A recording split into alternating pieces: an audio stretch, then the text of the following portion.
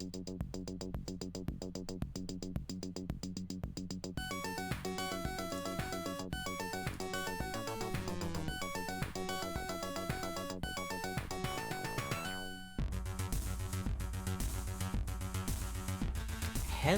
everybody, welcome back as ever to Building Blocks, where we code Minecraft mods live on camera, and things very typically explode in short order.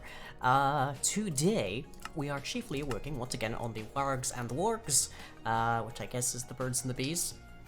This feels like the birds and the bees kind of section of things, because wargs result from wargs, but there's some fuzziness to it. Anyways, what I've mostly been working on this past week is this. Haven't gotten the text centered. Not sure why. Still working on it, but we can nonetheless handle most things. It also doesn't send itself to the server, so it just doesn't actually preserve its variables, and I'm not sure why. Okay, yeah, that goblin has the idea, apparently. Yeah, I'm not sure why, but there is a bounding box that's meant to be around this that isn't, so a weirdness. But hopefully by next version you will actually be able to use the drafting table to make blueprints that will allow you to actually, like, add rooms fairly easily. Some details that have changed over the course of the last week. We do still have our guest friend. Hello. We've managed to do some codey things, and it's kind of terrible, but also I kind of really like it as a feature, which is that wargs and wargs are meant to be essentially badly treated wolves. You breed a wolf pretty much for violence, and don't treat it very well at all, and you eventually get a warg.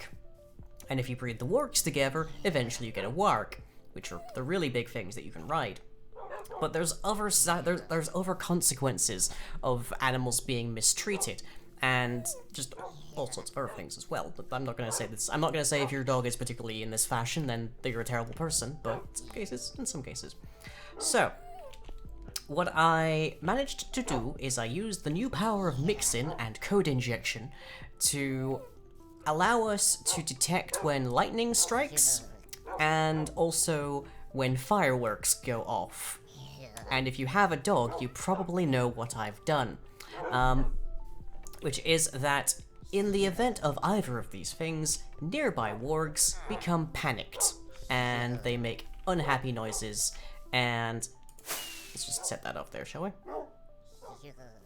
That was the wrong one. Hang on. Okay, a bit too far away. I need to tweak what the ranges are. Here we go.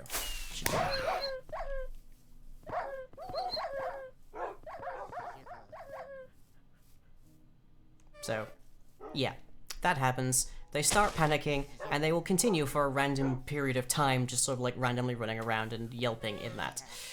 I know, it's terrible, but I never... The goblins are meant to be very bad people. You monster? I know, this is not a pleasant thing, but look on the bright side. At least you, the player, are probably not going to be, like, mistreating them in any fashion. I might even make it, like, a thing of however many generations of warg or warg are bred by players, they lose that trait, for instance. But it's meant you're meant to feel like a good person for rescuing wargs and wargs from goblins, because goblins do not take good care of their pets. Okay, could you kindly like dial it back like 5-10% there? Come on. Let's see. Modify entity. That one, I think. Little hard to tell right now, but I think that one.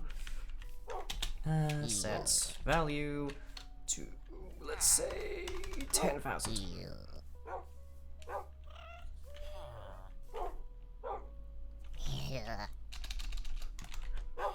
And I'm guessing I need to set this one too. No? Okay, fine. Well, we've just established you're a terrible person, so, let's just teleport you and get rid of you entirely. We'll probably need a goblin later, but not right now.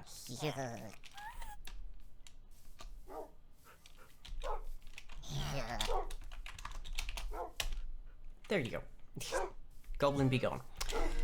Okay, so yeah, that's a new feature that I've added. I might, as I say, I might make it like a genetic thing. So after a certain like number of generations or so of breeding wargs and wargs yourself, they'll not do that. If they're sitting, which is not a feature they currently have, but if they're sitting and they get panicked, they'll also stand up. So in the middle of like a lightning storm, if you're just like in the mines and there's a lightning storm and your wargs are loaded, they will teleport to you. And a new feature, trauma. Yeah, exactly. Tis unpleasant, but I think it kind of adds a touch to the immersion. It was actually something I intended to add for for 112. I wasn't able to hook on to finding lightning very well, so. Oh, there you are. You did okay there, Sugar Cube. But anyways, so these are like pretty much everything in that pen right now is the same species. Wolves, wargs, wargs. They're all basically the same thing, but bred differently. Not unlike dogs, which is kind of the point. And the main thing that we need to do today is figure out the way that genetics works in this, and how the goblins actually breed big wolves into the wargs, which is that part fairly straightforward. But we're gonna be working on that today. And previously, I had it be basically just an internal integer in the wargs, so they have a generation in here. And then we would just increment that every time that there's a new one bred. We just increment their generation. But I feel like we can do better, because after a certain point, that means if you're trying, for instance, to just make wargs, then like just sell those to your server mates or whatnot, then you get a bunch of high generation wargs, and then more or less everything that they produce is just a warg. Pretty much guaranteed. And I feel like at that stage, what is the point of the other wargs? So I feel like it shouldn't really ever be a guarantee kind of thing, but you could actually like fudge the numbers to make it more probable at the very least. Now there's a concept in genetics, and that's a sentence one should always be careful of saying on the internet, known as a Punnett Square. Let me just find a version of this that's decently nice and does not involve anything possibly terrifying. That'll do. Okay.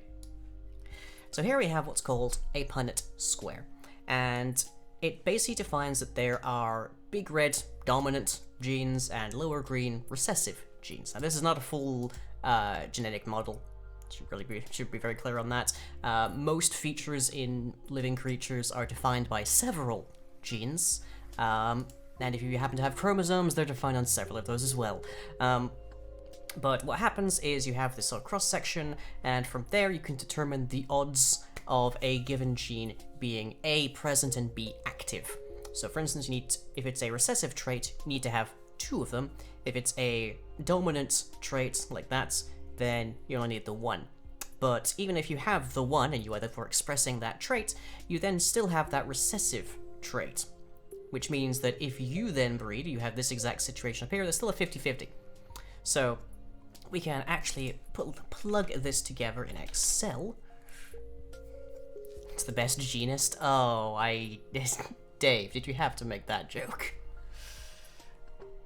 That is a Boku no Hero Academia joke, for those unaware.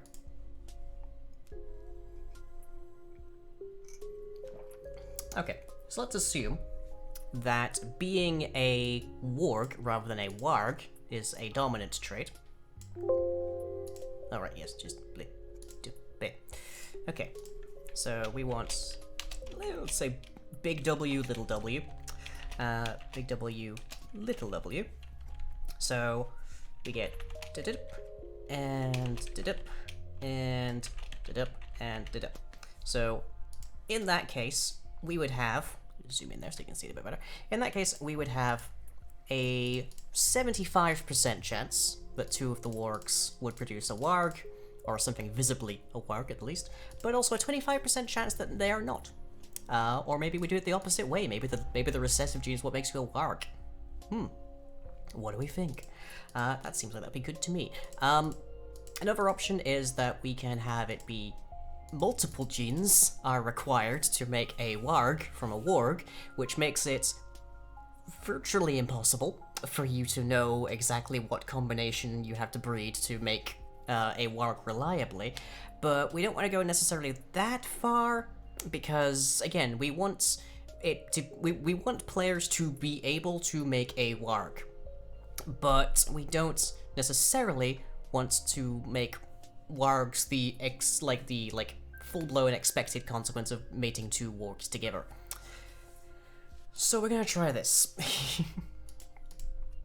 Squinch. Oh no, squish. I have been squished. Okay, so how? Whoop, that's a V. That's a mutation right there. Sometimes that happens. You just get a mutation right in there. Okay, so we can represent our combination here with just a pair of bits. Very easy. And from there, we can just say that is 1 and that is 2, that is 1 and that is 2. In which case, our summation here would be 1 and 1. 1 and 2, 2 and 1. Or, this would be... If they've only got that, then that should be 1, 0. And if they got that, then they've got 1, 1. And in that case, it's 1, 1. And in that case, it is 0, 1. Okay. So if we say you need both, or you just need that one. Designing genetics. Turns out something that's had, like, billions of years to figure it out might have it a little better than you.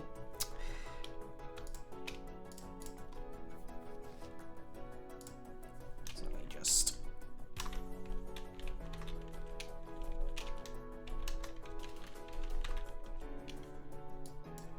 So essentially what we've got here is we're trying to get to a certain number, a very specific number. But I feel like I've gone wonky here, because what happens when we have that?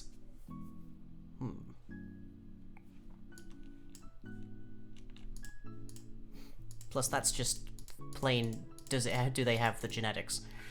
Just not necessarily what we're after.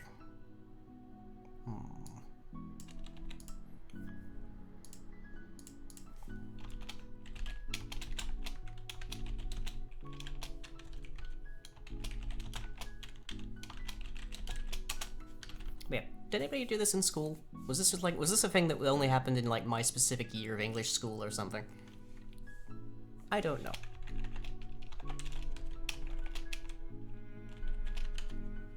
Like, did anyone ever do something like this? But yeah, we're gonna start out today by doing this, just sort of like much older than you and you do Punnett Squares. I mean, I would be like, that's not dreadfully surprising, Dave. Like, how old are how old is the concept of a Punnett Square? Named after Reginald C. Punnett. And comes from... I'm not seeing a year here, but Reginald C. Punnett, which is a wonderful name, died in 1967. So, made 3D Punnett Squares or pipe cleaner. Ooh, nice. You already knew it. It happened in mine, but you already knew it from forestry. God, I forgot this was in forestry. Okay, so...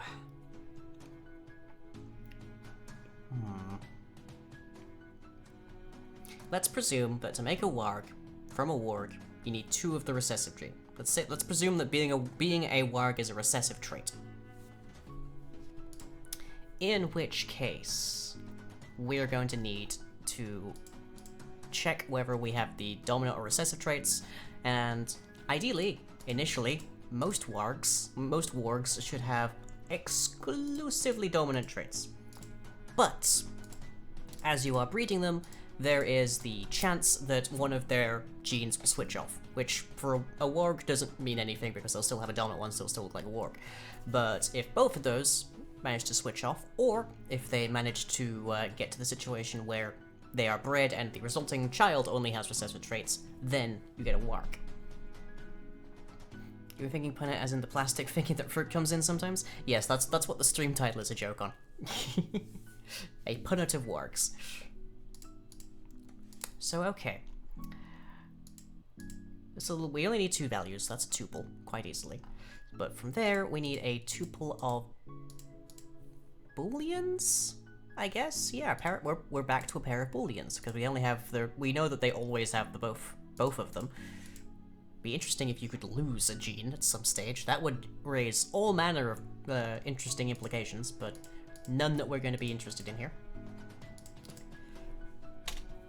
The thing about making it fully recessive is that once you breed 2 wargs, you'll have a pure line of wargs with a 100% breeding success. Is that what you want?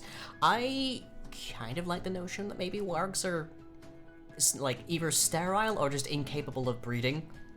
Like, the wargs are really big compared to the wargs. And their physical anatomy might still be like, essentially being a warg is essentially giantism for wargs. Like, if every like female of your species is the size of a chihuahua and you happen to be the size of a Great Dane, good luck having offspring. Like, maybe that's another thing. Maybe being a warg also comes with the connotation that you are of a specific breed or a specific like sex. Like, suffice to say, we want you to get wargs from breeding wargs. We don't necessarily want to have to be like 100%, okay, I've got 2 wargs, I'm just gonna fill the entire stable with them just by breeding them together. Maybe that even has negative possibilities. Maybe if we do allow people to breed wargs, there's like negative traits that can come into them. If you don't just go from the wargs first. Anyways. Let's establish ourselves an integer here for our genetics. Technically speaking, we can use a byte, but we'll get to that in a hot second. Let's just lay something out here. Also, wargs and wargs descend from the same. They descend from the same root class, abstract goblin wolf, which we can see right here. But they're not actually the same creature. So like it's not actually that we set a gene and then suddenly they present as a warg or whatnot. No, down here we're going to be creating an entirely different entity. Breeding wargism, but there's also a domestic ability, and if you aren't careful, you can lose that. Yeah, I guess that's an idea. Like there's a lot of different things that we could do with this. Maybe their breed is also like related to their genetics, but right now, not the massively important thing. Anyways, yeah, let's make this a byte. A byte, if you're wondering, is essentially a series of bits, which means essentially it's a collection of booleans. And it is, barring a boolean, the lightest possible piece of data.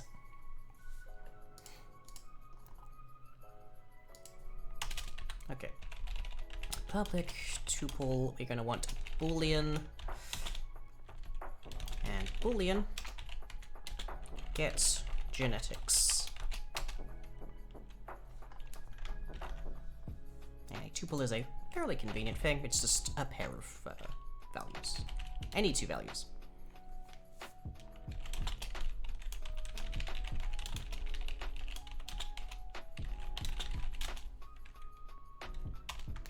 Okay, so by default, all of our wargs should just have the dominant traits.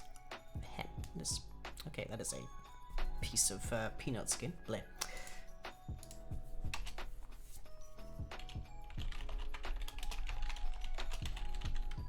Register genetics. And our value here should be 3.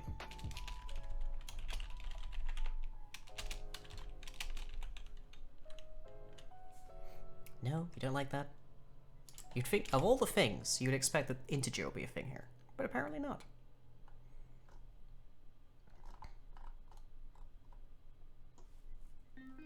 So I can give it a string. I can give it a string, and it'll figure out a byte value, but I can't give it an integer, which is the thing it actually is. Astonishing. Astonishing.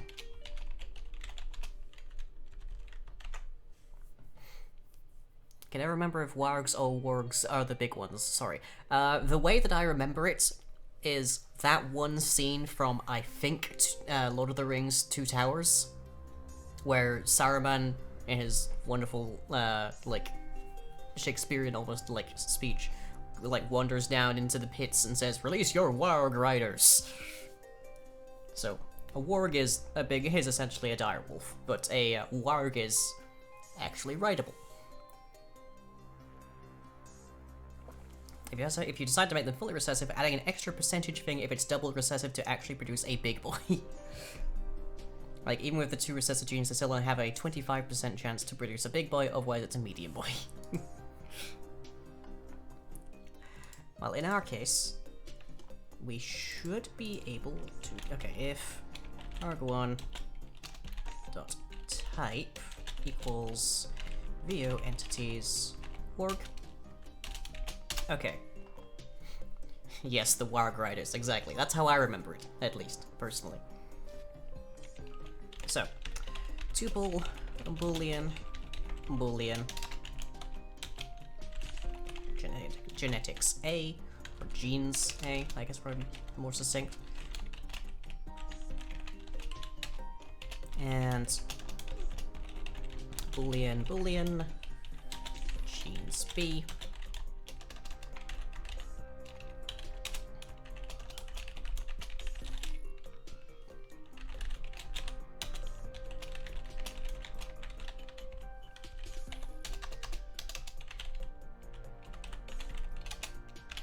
Okay, that gets us our genetics. So now we need to perform the Punnett Square in order to determine what these genetics of the newborn are going to be, and from there, determine if it'll be a warg or a warg. And if it's going to be a warg, we need to pass on whatever set we get. Why don't villagers explode if they sleep in the Never? Are players just that cursed? I mean, it's a question. They just go to sleep very gently.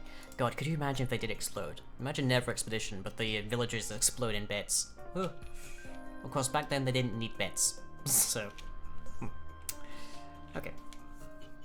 So, tuple, boolean, equals genes C, equals tuple, boolean,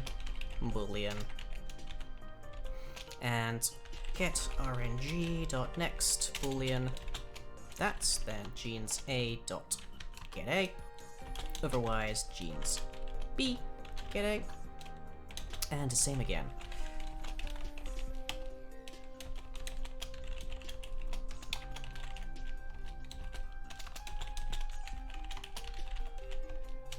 Okay. So that gives us our brand new thing. And if genes C dot A equals false and genes C dot B equals false, then create warg. Else create warg. And then we also need, I guess here's the code for spooking right there. If you want a positive of me adding the code necessary to traumatize dogs, I now actually have an event that goes off whenever a firework explodes. So I'm able to, for instance, add signal flares because that's now a thing that I can detect and respond to accordingly. Just you know, just so I'm not 100% terrible.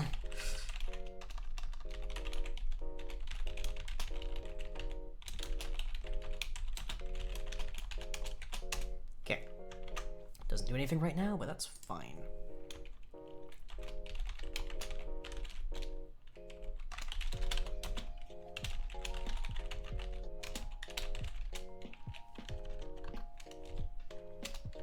I think arg0 actually works better. Okay. Warg set genetics, genes C. Okay. So there we go. We're carrying our values, and our genes are getting passed through. We could also do with adding a special thing here of mutation. So mutation is essentially mud in the water, as it were. It's like a way of like making this not quite so clear cut. For instance, if you have an entire population of wargs who are full dominant traits, you should, by this logic, never be able to get a warg. You know, the endpoints work by overlaying one texture a couple times, but what does that look like code-wise? It's graphics code. You'd be better off asking somebody else. Just as a thing. Okay, so what do we want? Gene 1, I guess? Yeah, Gene Simmons.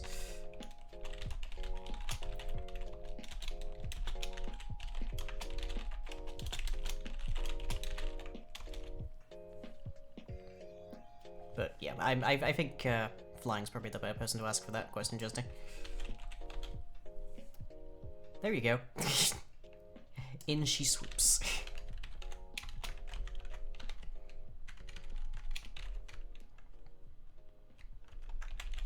Okay, so just break those out a bit. Right, so now we need to apply the probability of random mutation, especially because our initial works should pretty much be 100% dominant traits, because it's what it's essentially like step 1. So, what do we want to say the odds of mutation are? Now, the lower we put the rate of mutation, the greater the number of generations of warg that you have to breed through in order to actually get anybody with a recessive gene. The higher we put it, the fewer. So if we put this really high, then I'm so sorry, Neff. If the higher we put this, then you go through like one generation, you've already got a recessive gene. I'm going to say that our rate of mutation, private, static, final, float. I'm going to say that it's somewhere in the region of 10%. So 0.1. Rotate the warg. I mean, we did that at one point. Okay, so if gene 1 and get RNG next float is lower than or equal to mutation, then gene 1 gets switched off. Now we can also just say equals not gene 1, which is another possibility, which actually might work a bit better though. I mean that recessive genes can become dominant genes by mutation as well. And the same again for gene 2, electric boogaloo.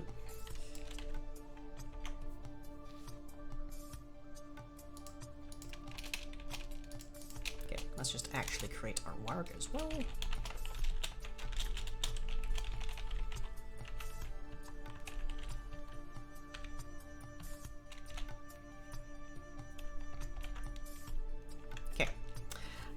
There's a little more to this. This is purely the genetics of being a warg versus a warg. We probably also want to take into account what breed we are, the actual values of abstract goblin wolf. So there is the color, which is the current only variable for this, which we should be able to check just by asking for the breed.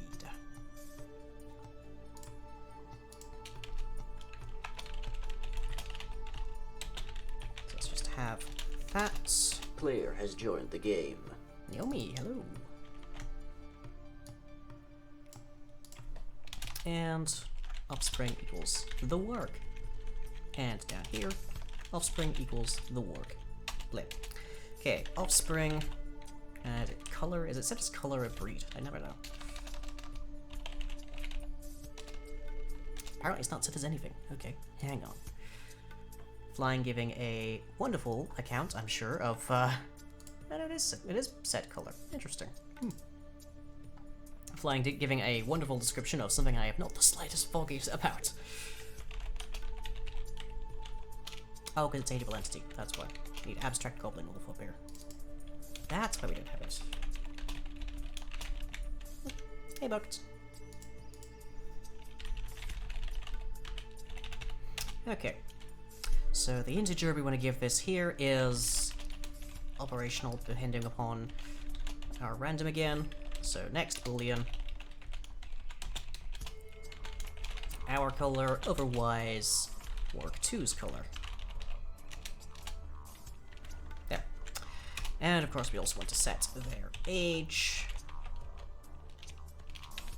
to negative. Let's see, it's 20 ticks per second. I think it's usually set to like negative 10,000 or something like that. Brought up in a group chat earlier, so cursing out with it. Is lava wet? Wetness would require the presence of water, wouldn't it? So unless you define wetness as being the presence of any liquid, I don't know. Certainly, when you are doused in lava, you are not left with damp clothing. So by that notion, no. Anyways, where is the breeding section of these villagers? Because that must surely be in here somewhere. I just want to find out exactly how long it takes them to grow. So it's be much easier just to go for the code of a cow.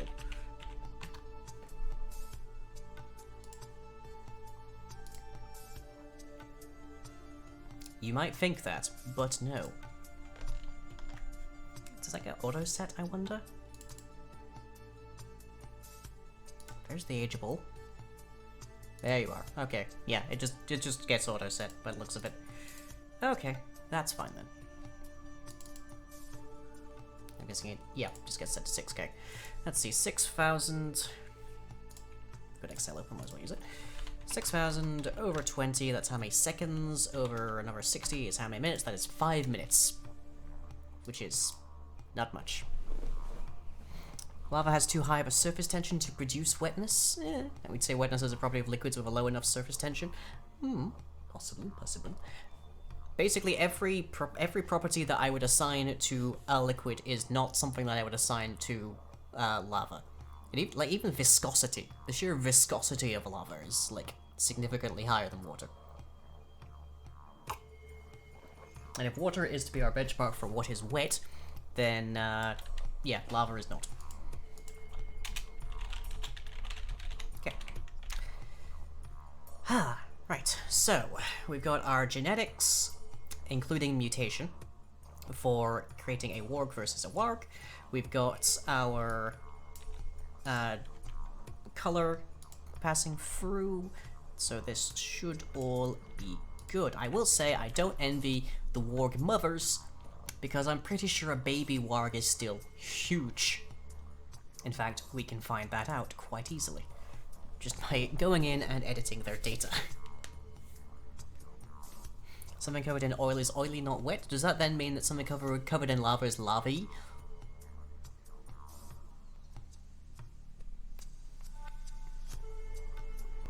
You can be wet with various more liquid hydrocarbons. You can, but that still requires that they be absorbed into, like, the fabric of your clothing, or, like, a damp towel or whatever.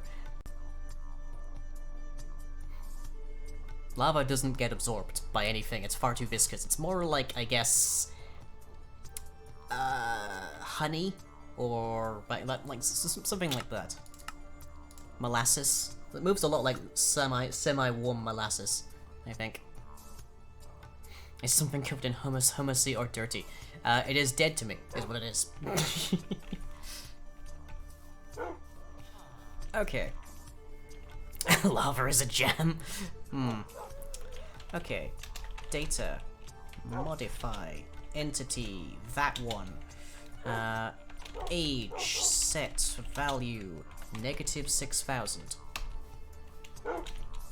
Okay, I remember there's a little bit of a modeling problem here, but there's the size of a newborn warg. There's the size of a newborn warg, and for comparison, there's an adult warg. Oof, you definitely know. You would definitely know if you were. The mother would definitely appreciate what was going on there.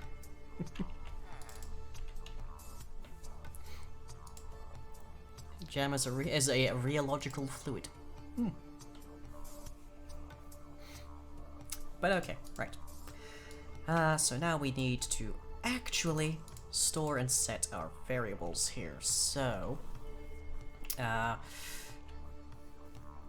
here's the problem. I was never taught bit shifting. I'm terrible with bits and bytes, and bits and bytes were a big common thing inside of 112, but they got stripped out pretty much entirely, for good or worse, in 116. So this is where I'm going to really struggle. Because I need to basically construct a byte based on these values.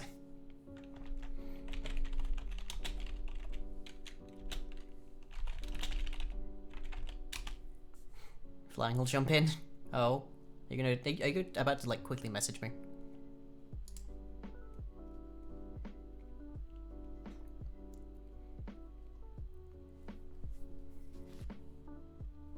Never talk to me or my large son ever again.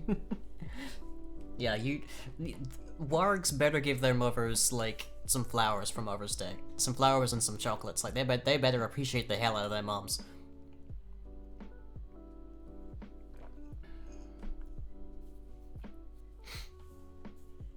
Okay. Can we grab the code for bytes out of curiosity? There you are. Okay. Is there a way for me to construct you, given purely a set of values? That's my interest. I mean, I guess another thing is I can just use the booleans to construct an integer and then convert that to a byte. Wouldn't giving a warg chocolate be bad for them? On the one hand, probably. On the other hand, good luck stopping them. If a warg wants to eat chocolate, good luck getting in the way.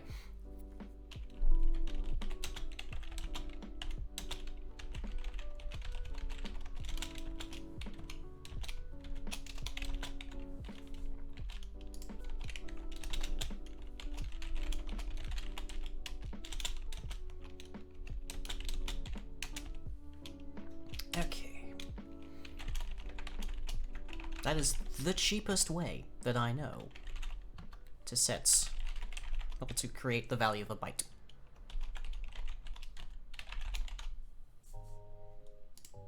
The hard part is getting it back out, which I don't know so well.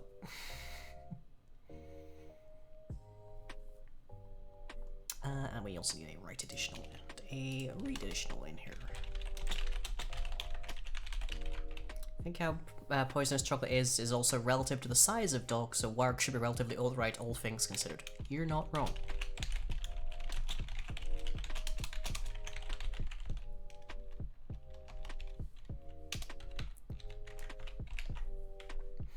I'm gonna need this write additional and read additional in order to actually store the genetics. Okay, so in this case, compound dot put byte genes, I guess, just genes. We're gonna need that as a value. So get data manager dot get genetics byte value. There. Wargs may have been bred by a chocolate-loving culture and hence selected for surviving theobromine. Also possible. I don't know if that's a thing in actual dogs, but neat.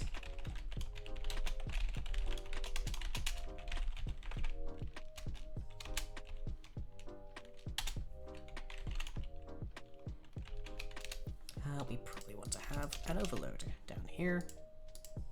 That just does the same thing essentially, but doesn't care about being that tuple in. It's just in goblins love chocolate. Who knows?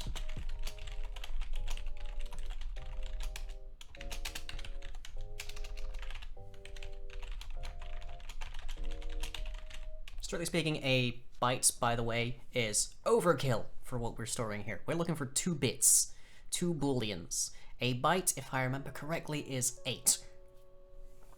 So there's a lot of room for us to do other stuff here.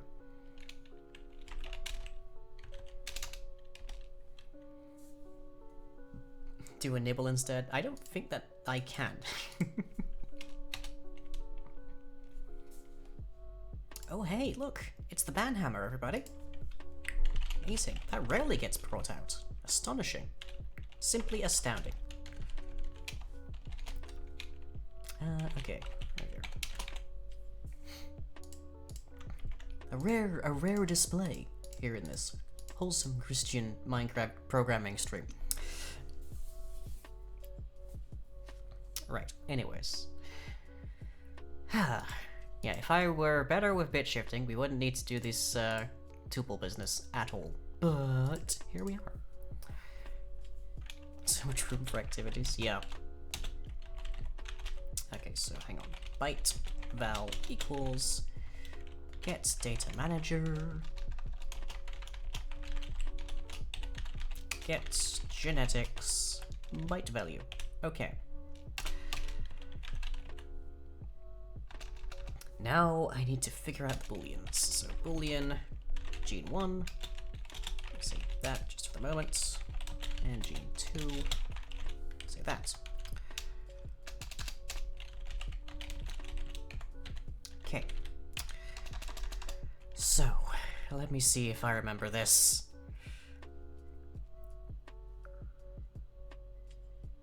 One second, Flying, you posted that in chat and my eyes immediately glazed over. Hang on, a store int x equals bool 0, left 0, and thing bool 1.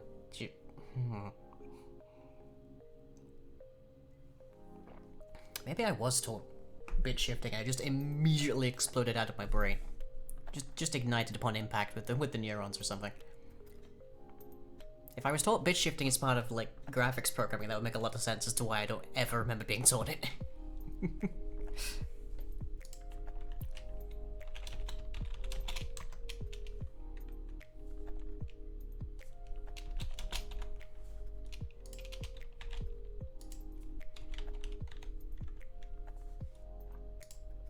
I know I have code that does this in 1.12. We could just go back over to 1.12 and check out what I did back then. There's an idea.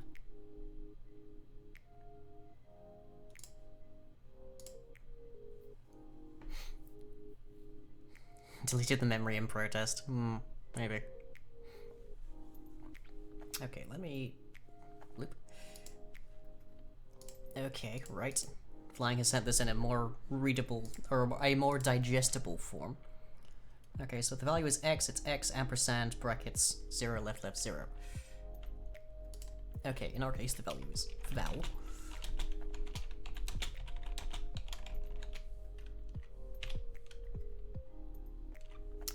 And it certainly ain't liking that, but that's fine, we can get it as an integer.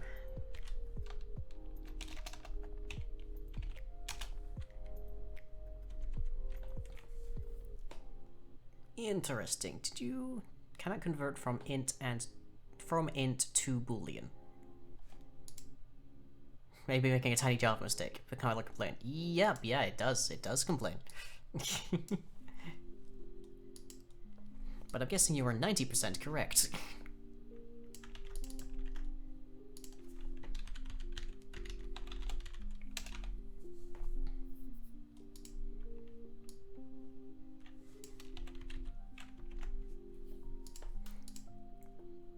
So let's see, if we get a freshly bred by Goblins warg, they have full-blown dominant traits, just whilst Flying is picking this up. So they are always AA. If we breed them enough, then eventually they will mutate to be BA or AB, or potentially BB just off the bat. Not that you'd notice, because that would be a warg. From there, you breed the ABs and the BAs and whatnot together in whatever combination you like, and eventually you get one that has purely Bs. That's the part where you get the wargs. So if you have those, then you get wargs that can relatively frequently, about a 50-50, create a warg, which is fine. Occasionally, they'll still create a warg. And occasionally their warg children will be less likely to create a warg than they were, but That's good. I like that. I like that style of genetics here.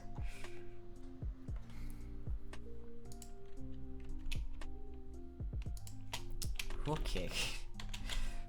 Flying's values have gotten markedly longer, I noticed.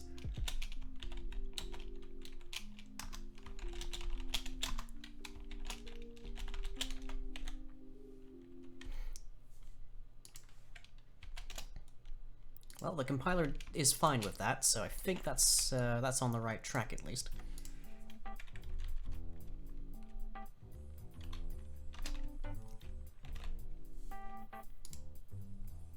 Just all bees up in there. Yeah, do let me know if there's anything that you guys think we should also tie to genetics. Like, currently, we don't have any customization values for the wargs and the wargs, but we could, for instance, have like floppier ears be a thing. We could have genetics for the ears, that kind of thing. And their like color is also like 100% just 50-50. We'd have that be a value as well. Actually, there are. I'm trying to think. There's 3. So if we used another 2 bytes, another 2 bits in the byte, then we could actually get the full selection of what their color is. But it would be very stark. It would immediately change around. But let me just make a new page here. So, bit. That would be 1248. That, I believe, is a full byte. So let's see. We want warg A, warg B. So there's that. Or more specifically, I guess we just.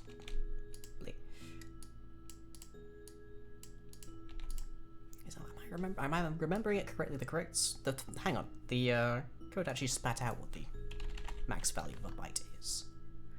Maximum value is 127. That value is significantly lower than that. To access higher bits, yeah, I understand that. Okay. 255 is the highest value? Yeah, signed. A signed byte.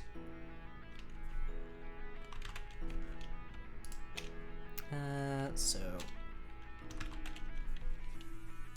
okay, yeah, we have 8 booleans that we can use.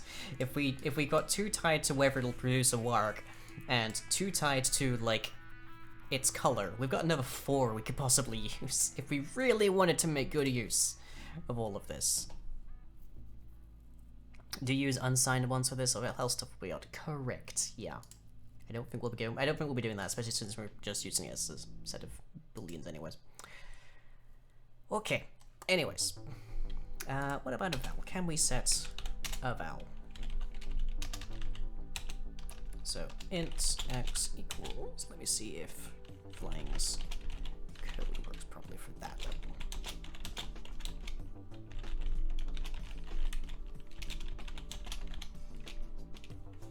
Apparently not. Didn't like that, but that's fine. We're currently good. Okay. Now let's see. I should take my break, so I'll be back very shortly.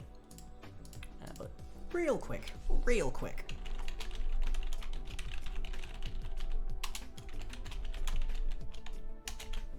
There.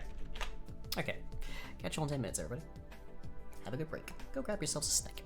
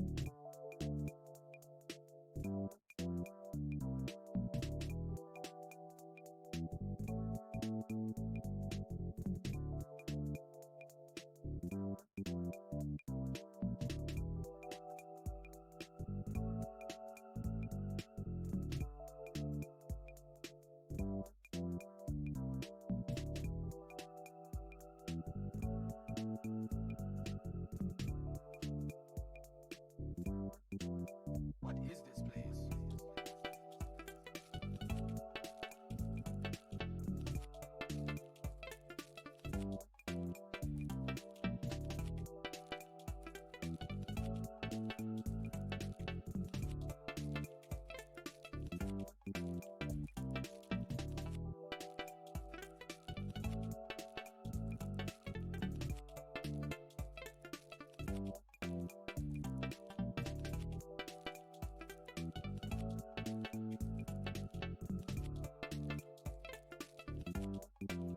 What is this place?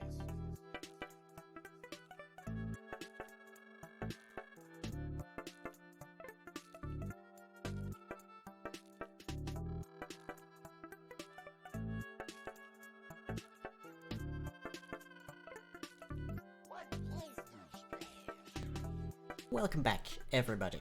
So, just before we left off there, we had managed to get a decent model of genetics going. We also identified that we have a grand total of 6 other pieces of genetics that we could put in. So if there's like 6 other things that we could code genetics for, there we are, right there, right there. And yes, we started out by making a Punnett Square and determining that being a warg is a recessive trait, meaning that you need 2 genes that actually equate to that. If you have any of the dominant warg genes, then you are a warg. Otherwise, you are a warg. But anyways, a little bit of bit shifting and whatnot, management magic there. My flying, thank you very much. We should be able to actually see some genes in here. It's possible to also breed for other hypothetical traits, and you're thinking they should all be cosmetic. Indeed, I think so. We will be adding like variable stats to the wargs, but it'll be mostly the same way the horses do it. Although more likely, given that the wargs we've established will probably not be capable of breeding, they're probably going to be just like slight variants of values. Wargs are all good dog best mount already, don't need more speed or jump, yeah. But since, actually they don't use the same models, but we could nonetheless have a bunch of like cosmetic values that are nonetheless shared between the two. For instance, one of those extra genes might be for like floppy ears.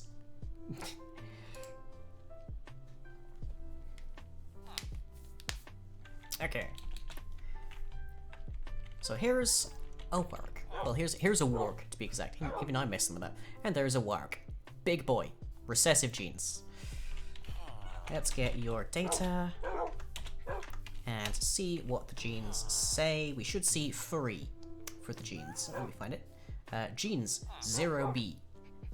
Because apparently it's a Boolean. Or is that a byte? I guess that's a byte. Could have a couple of bits to encode a slight size factor? Maybe, maybe.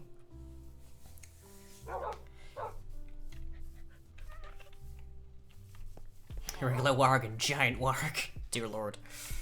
Dire, like if a warg is already by itself essentially a dire wolf, does that make a, like, would that make that a big warg is a dire warg? Oof. Okay, let's... If it's 0, then that means it's probably because those are pre-existing wargs, I'd guess. But a 0 would mean that it should be a warg. So, hang on, get genetics.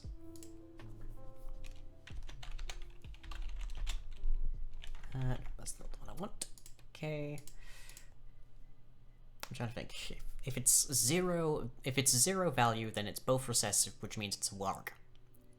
Wargs should never have a 0 value. So in the case of this, if val equals 0, then val equals, we'll say, furry. There.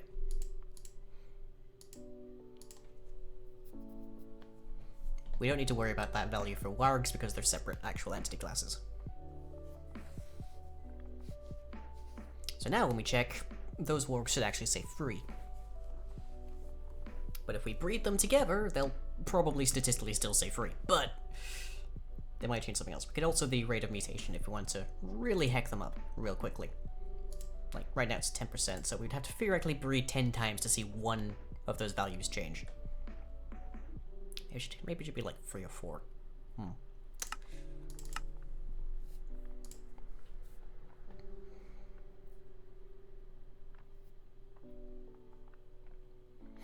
Diarist wolf. Okay, let's grab your data. So now your genes still say 0.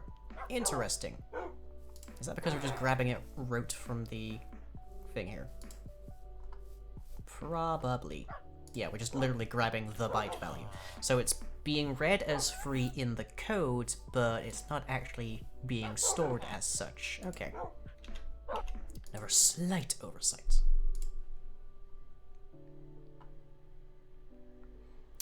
So let's see.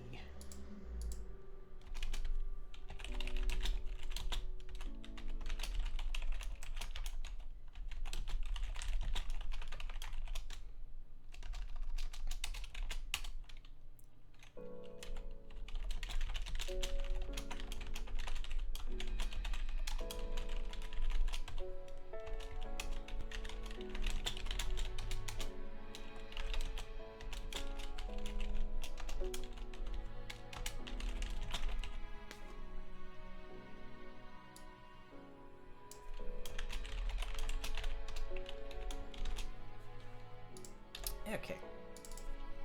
We'll just be there we go.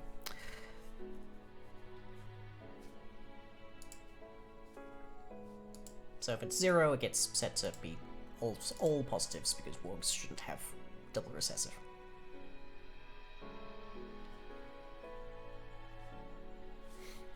Yeah, we have the idea currently that wargs can't breed, either because they're like all the same sex, or they're sterile, or all sorts of things, but they can't breed.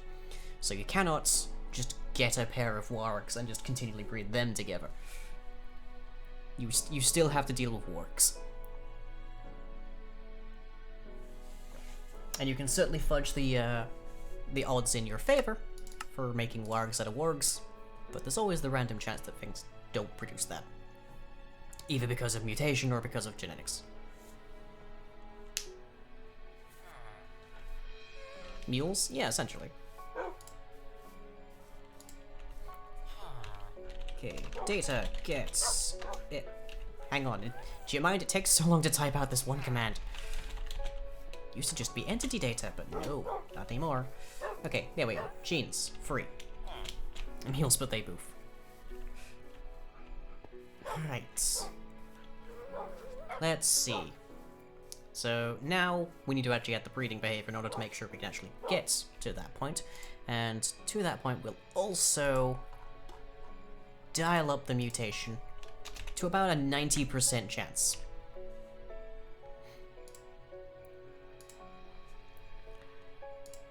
And then we also need to actually add the breeding behavior. Let's see. Cow entity. Decent place to go. Breed. There you are. Okay.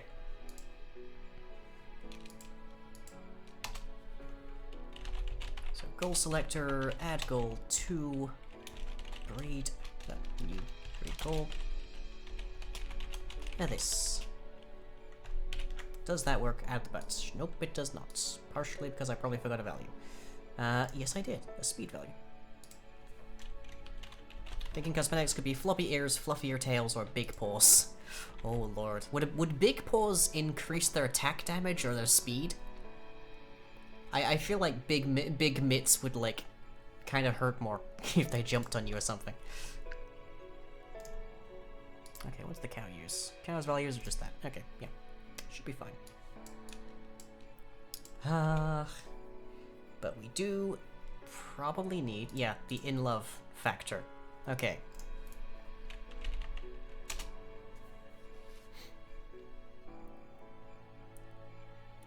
Dexterity, it's polydactylism. Extra size on the paws is just old fluff. Cats with thumbs. Breed for baby. I mean, I can definitely have different parts render larger than they would normally be. Like, we know that for a fact. Okay, there's the player interacting. There's milk right there. The buckets. What I'm looking for is the part where it becomes... There we are, is breeding item. There we go. So what do we think is the breeding item for wargs? What item do we use to breed them with?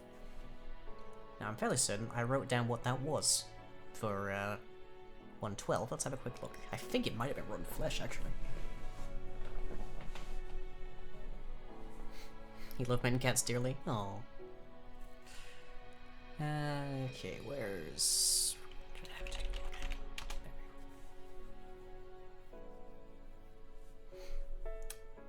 Okay. Go away. Thank you. Yes, there's generation. That's how we originally did it. Was just, as you bred the wargs together, their generation increased, and the higher their generation, the greater the odds that they would make a warg. Now it's more complicated than that. Okay, process, interact. So, we are looking for... Okay, it's literally just a food item, in which case we are looking for rotten flesh, chicken, mutton, beef, pork chop, and fish. Okay, it's probably worth actually having that list.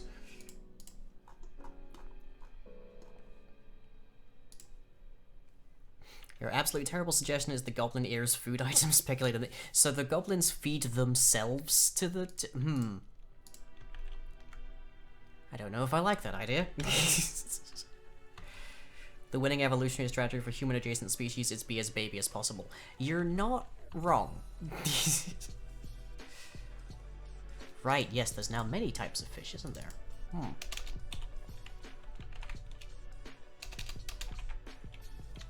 I think the original was salmon, not 100%.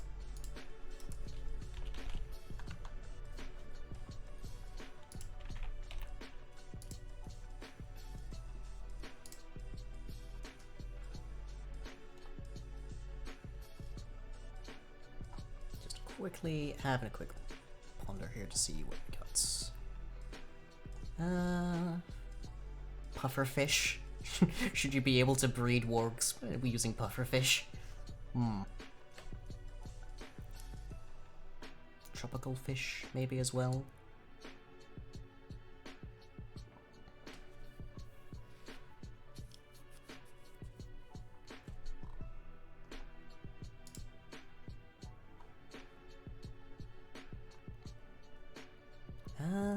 Yeah, it does look to be... It looks to just be salmon and tropical fish, according to the wiki. Steak, we have beef. Specifically, these animals prefer things raw.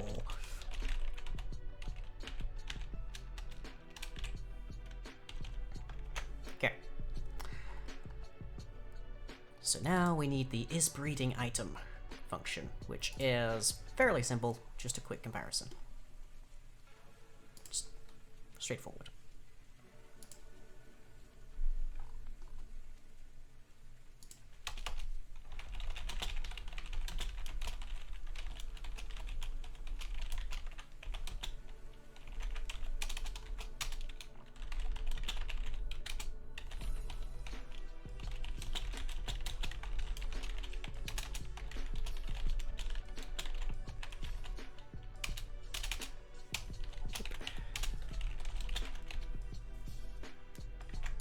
Okay. Now we have different behavior to the cows in terms of when we're using that in here. So excuse that this is utterly dreadful, but nonetheless, here we are. Which is... where are we?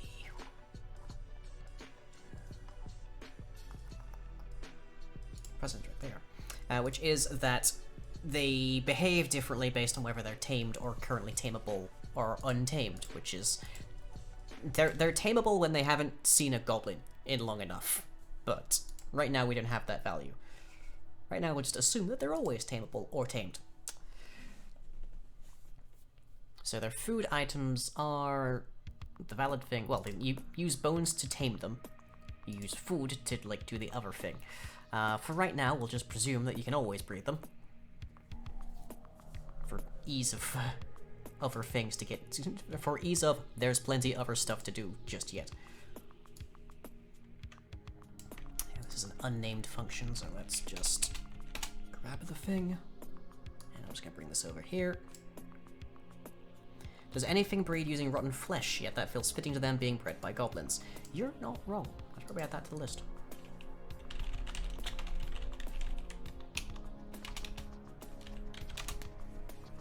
Okay, let's rename these. Gonna go keel over to picking up your groceries and voting today, so I don't have to just... Yeah, that's fair. Thank you very much for the assistance with the bites there, Lang.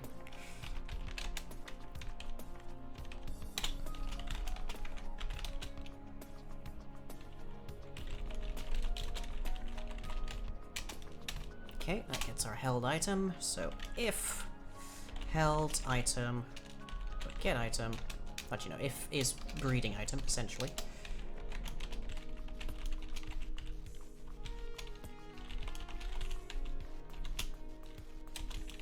And not this dot is a child. And this dot age, I think, equals 0. Although, in that case, that's the same thing. So, play. Then, this dot set in love. How long? How long do animals fall in love?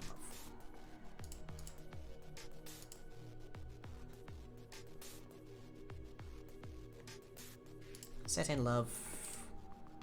That. Apparently. Apparently that just apparently you are the value of how in love a thing is. Player equals null player. Oh right, it's just okay. Yeah, I get that now. It's 600 ticks, but there. Okay, and if not player is creative, then held item shrink.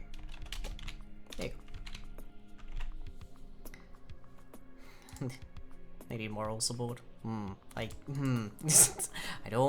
don't know if I like the.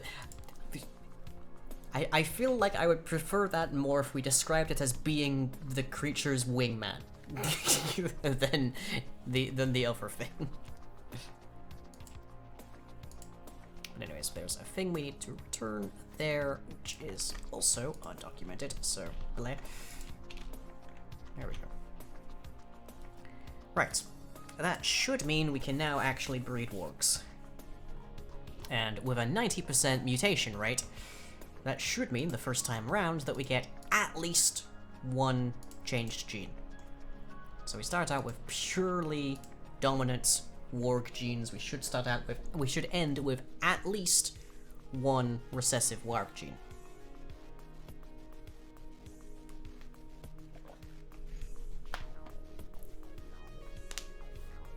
We could invert that whole thing and say the warg genes are, like, actually no, I think if we invert that and said the warg genes were dominant, then you'd get wargs very easily. You just need to wait for one of them. And they get, yeah. I still don't know that I like that sensation. That I like that description.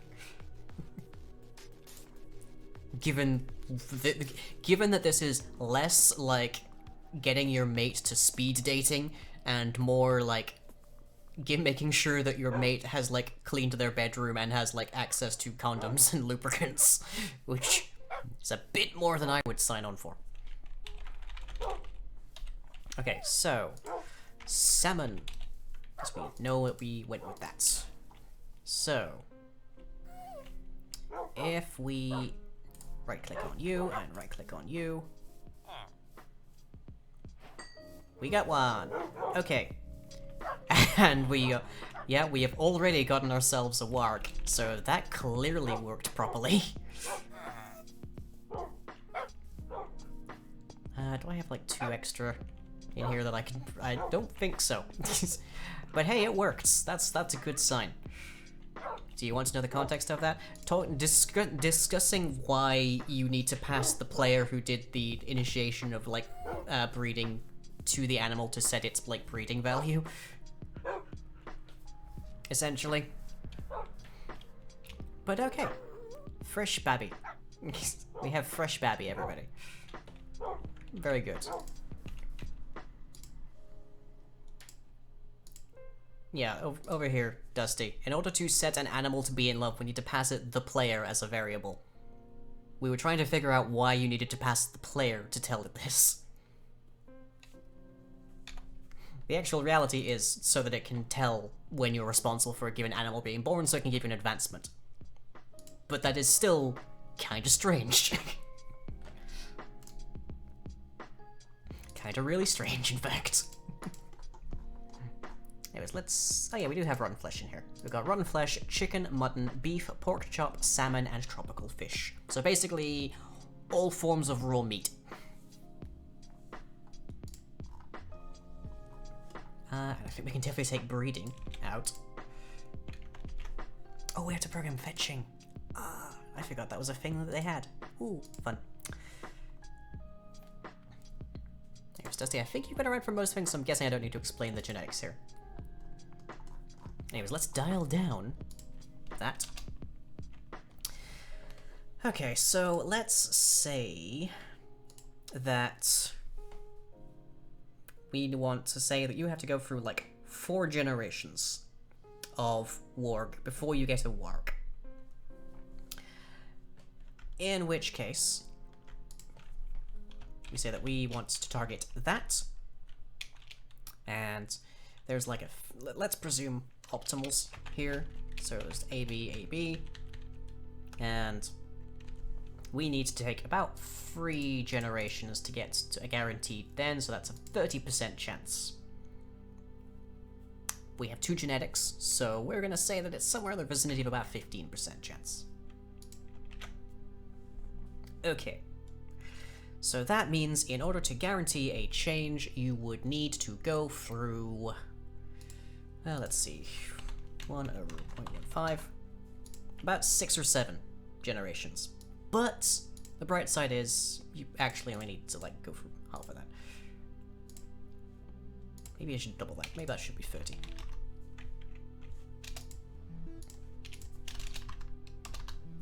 So 3 generations, you pretty much guarantee it. Or do I want to say higher than that? Bearing in mind, you'll have to ideally breed these from separate things because the initial population are entirely dominant genes. So 3 generations per parent before you can make a warg. And even then, you've only got like a... With those genes, you only have like a 25% chance. But the mutation should take that long. Sakura is going to love this, I'm sure. If anyone doesn't know them, Sakura Wolf is one of my patrons, and on every single generation of the patron Minecraft server, they have had a horde of like 20 plus wolves. So, imagine they're gonna really enjoy the wargs. That's for sure. Anyways, we're gonna change that to food. Wasn't there a Sakura thing with infinite horses? I don't remember. Wait, there's a thing for that in animal entity? Interesting, hang on. So what is it defined as in animal entity?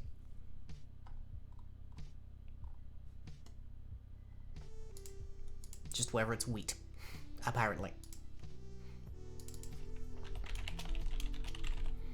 booked mentioned it to you earlier? I don't know.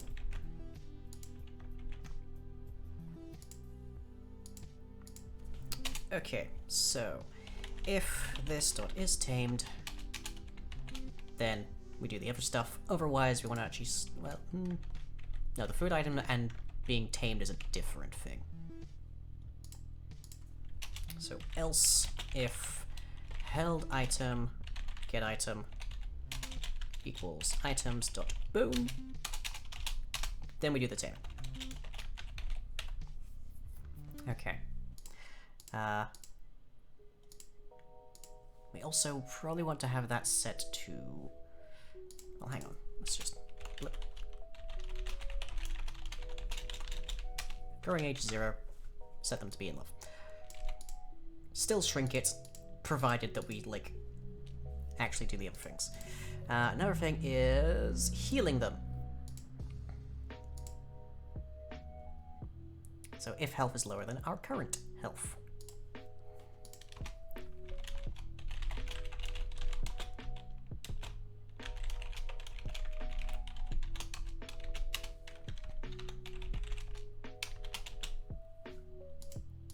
Okay, so Boolean should shrink. Or should eat, I guess. I just consume, generally. I suppose that returns anything.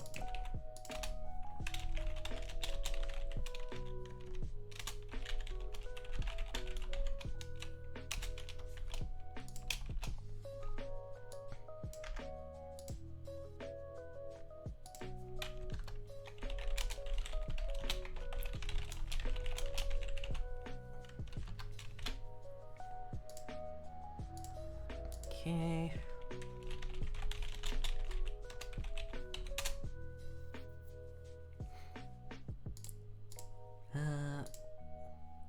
Right. Basically just that.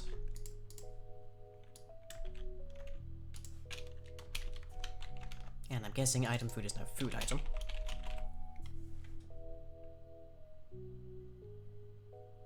Apparently not. Okay. Items. What has it become? Let's see, that's all the blocks. Which is not the least bit what I'm looking for. There we are. So let's see, what about an apple? Can we find apple? Apple should be a good example here. Pork chop. There you are.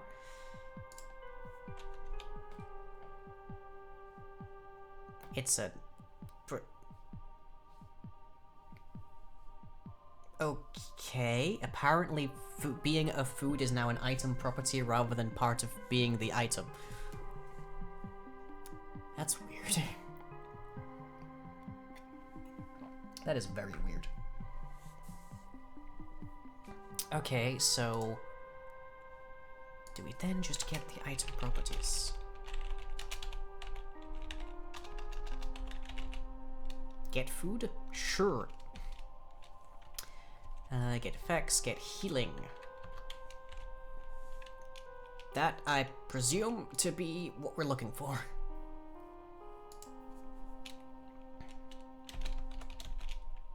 I also presume, however, that item food contains item food. Little bit. More essentially that every single item could technically be food. It's not even like much of a line of code. Okay, is that... yeah, is food. There we go.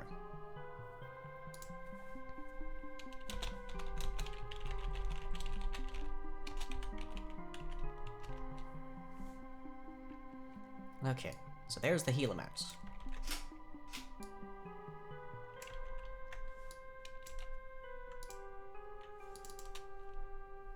You want to be able to eat a brick. I mean, a block of bricks, like a brick block, not so much, as near as I can tell, but I don't know. But like a singular brick item, yeah, technically according to this code, you could make it a food by just one thing. Weird. Why you can eat an entire loaf of bread as a singular meal. So what is foods? Yeah, foods is all of these things. Okay, so the actual stats of the food is part of this foods class, and then that is held inside of the item properties, which includes the effects. So golden apple and cheddar golden apple get their effects in here. That's interesting.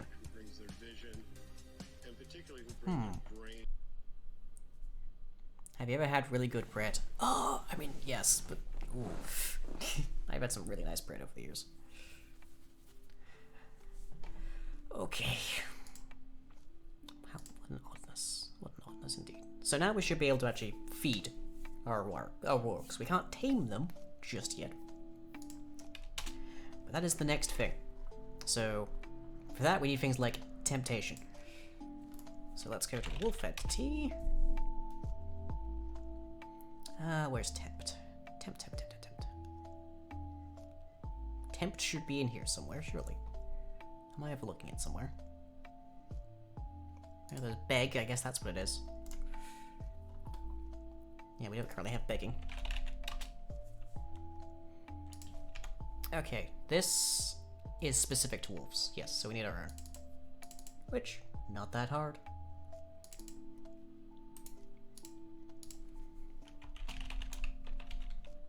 And I'm gonna have this be Goblin Wolf. Beg. For the sheer reason that this should definitely be a thing that wargs do as well.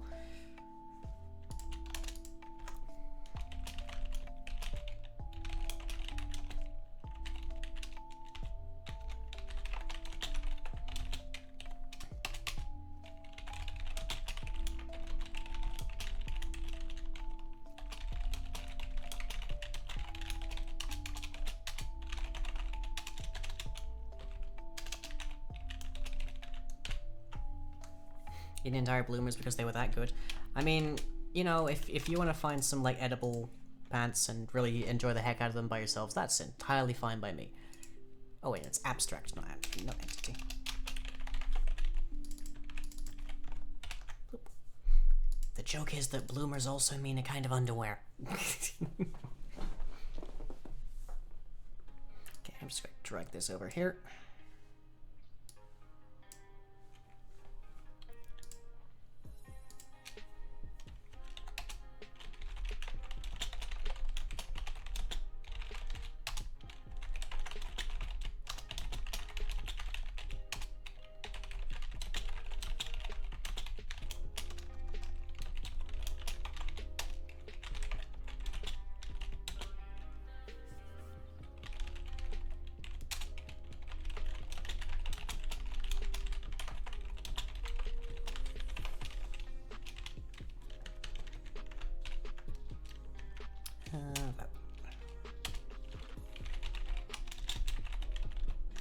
Wolf.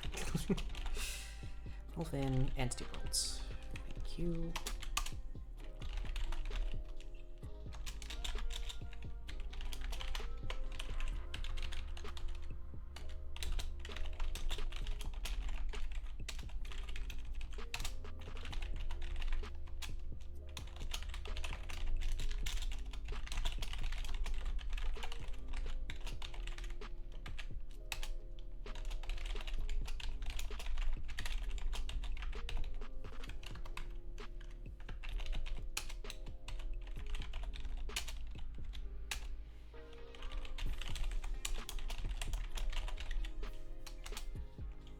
My hair keeps tickling like the side of my neck and making me feel like something's climbing up it, and it is the most annoying thing in the world.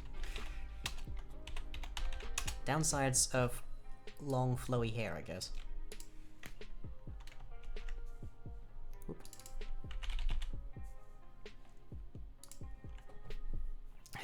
Sad that your local bakery, your local market is bad and has no amazing bread. Oh, so sorry.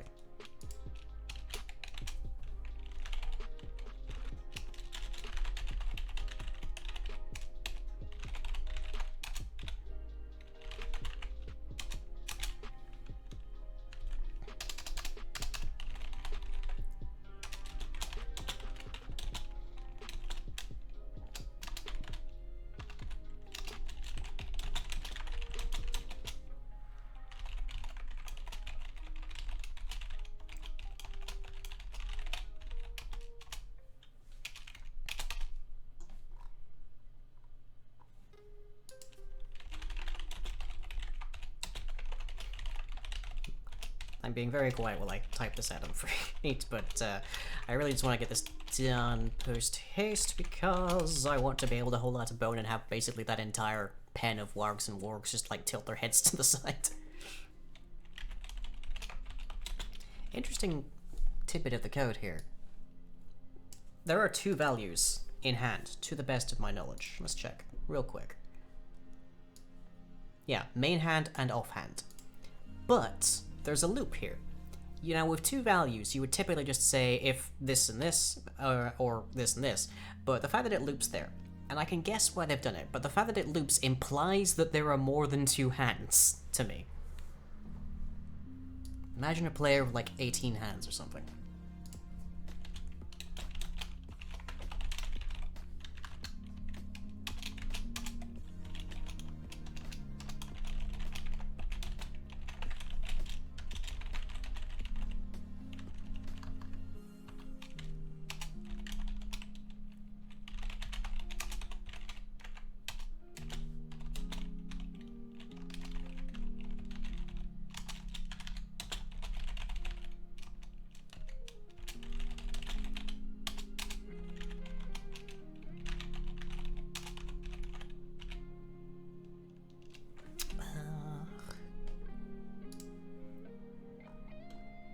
Where's our food item? There you are.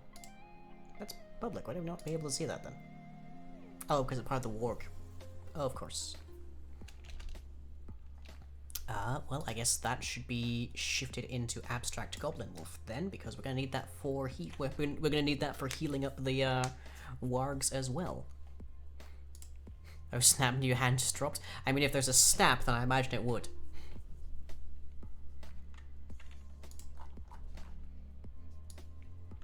Okay, let's move that into here. And that would be, yeah, let's just for consistency, let's have that there.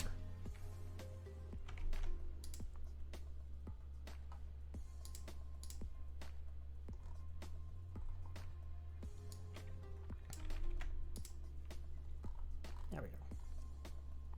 And locate there. There.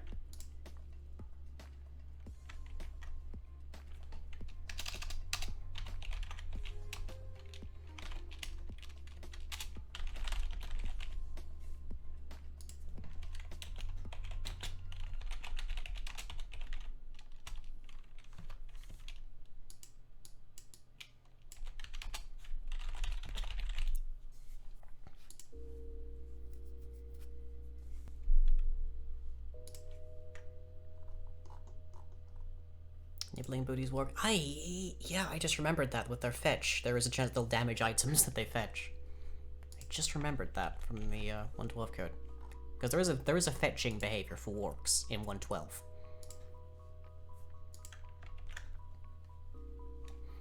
Okay.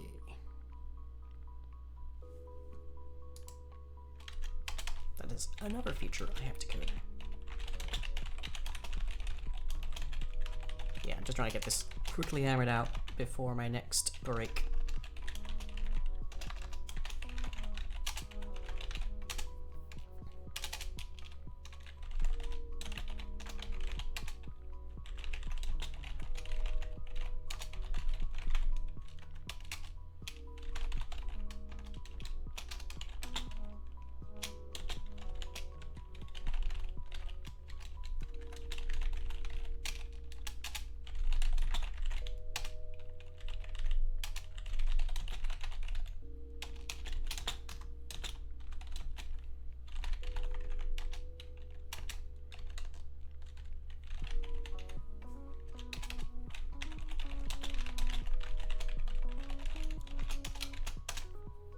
Yeah, you are able to play fetch with the wargs.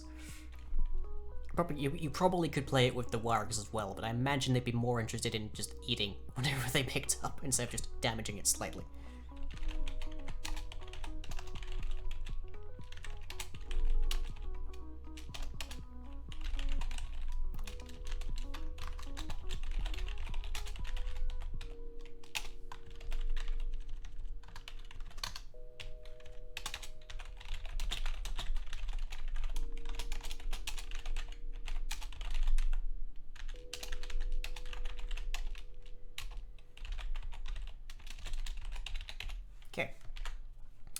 That should be applicable to them both. So now we just add that to the AI, which I think we can do inside of Goblin Wolf. Thinking about it. Like right in here. So let's see, what priority is it for them? It is a 9 and an 8F at max dist.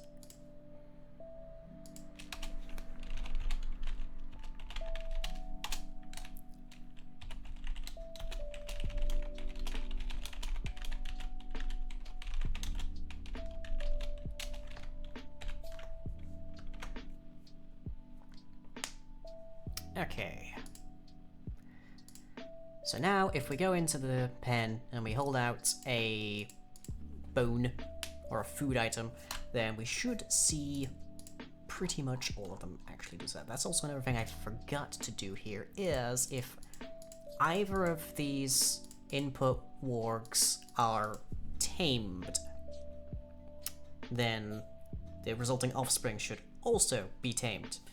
Or is that a thing that we should maybe not do? Because that's what happens with all of the wolves and the cats and the ocelots. Let me know. Should a bred warg or warg be auto-tamed?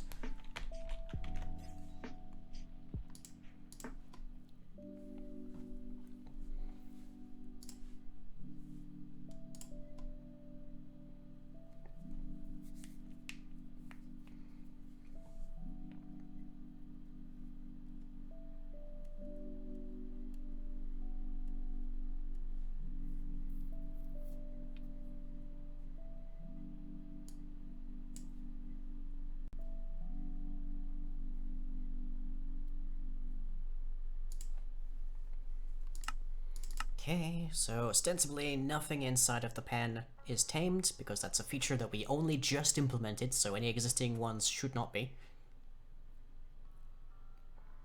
I'm pretty sure begging is built into their model, so that shouldn't be a problem.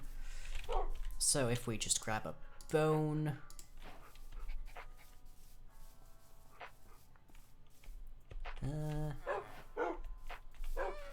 Anybody? Anybody interested?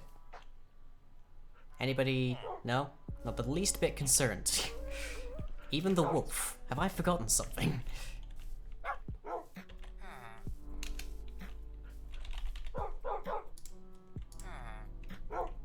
Okay, there we go. There's the begging.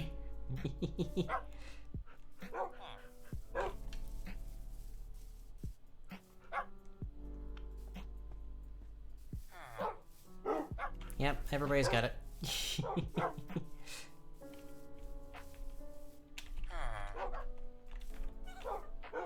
Are baby foxes auto-tamed? It's a bit weird with foxes. Foxes, you can't tame foxes, but you can breed foxes, and then the resulting foxes will trust you, which basically just means they won't flee from you on sight.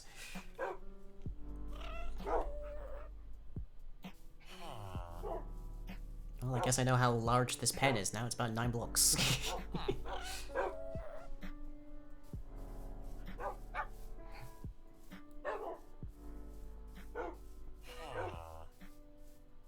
At some point I do need to sit down and make accessories for Sugar Cube. But anyways, so that works. Grand and good.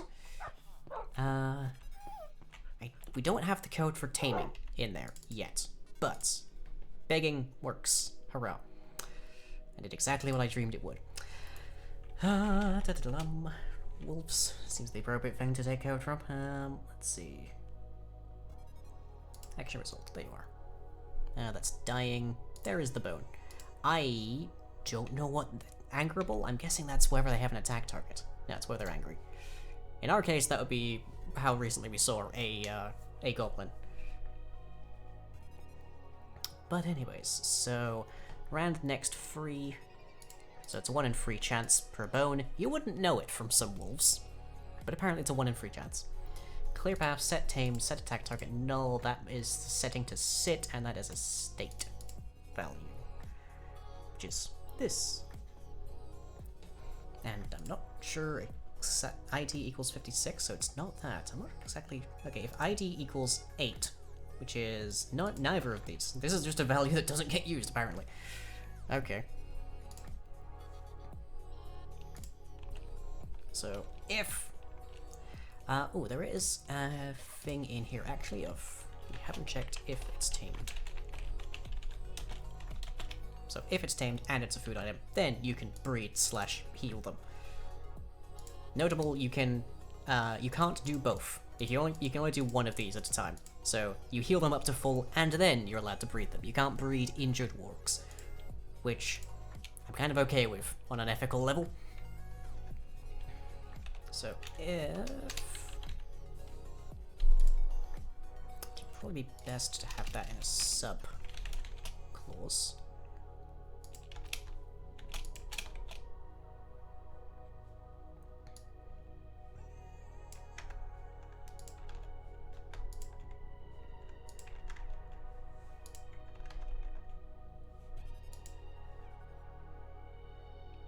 What is... Oh, missing bracket. There you are. Okay, so if it's tamed, then bleh. Otherwise, this. Be cool if wargs weren't auto-tame, it's only how do you tell the player that? Yeah. Okay, so if get RNG, next integer, I'm gonna make it a 5 just so that they're slightly harder to tame than wolves. And there was an event in here as well. That variable, I believe, is the player.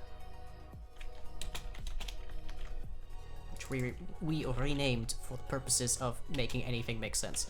That, by the way, is part of MCP. These unnamed values are part of MCP. They've just not been deobfuscated because they apparently change basically every single version. So it's not really worth it for the Forge team, which, fair.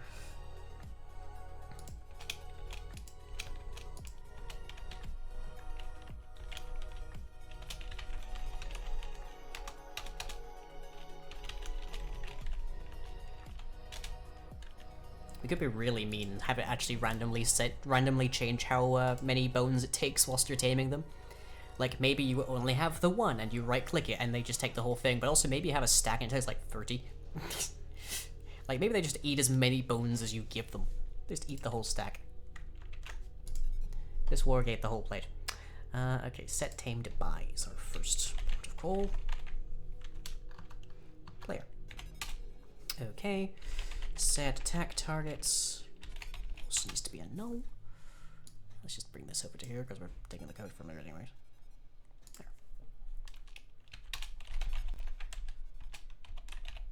Stop moving with your clear path. That's definitely sitting. But yeah, there's a lot of those functions. 24367W. There you are.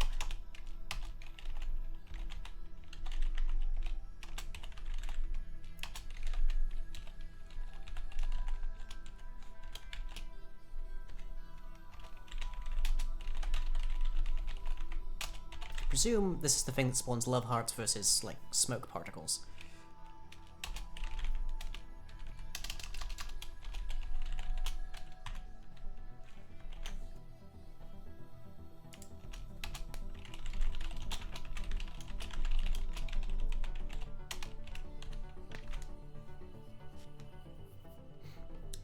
Okay, so that should be good. Just make sure they don't have an attack target currently.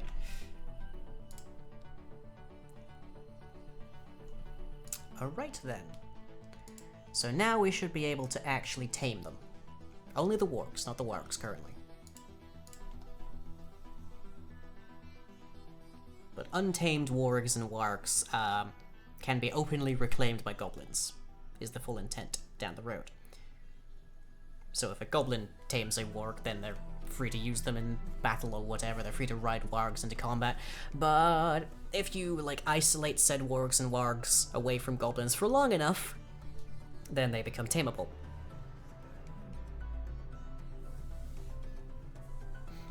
And then you can start your own little breeding program.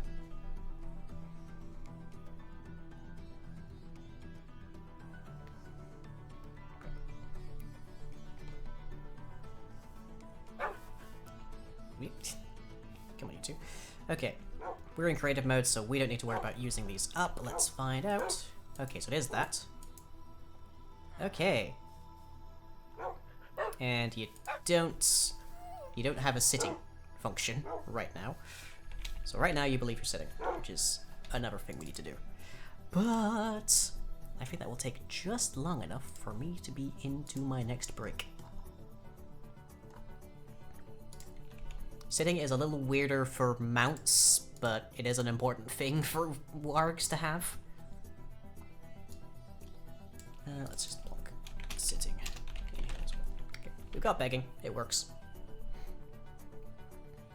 Actually, do we have begging? Where is begging? I guess someone put it in here. Did I put that into wargs only? It's not in wargs either. Where did I just put begging? Or is that literally just part of breed?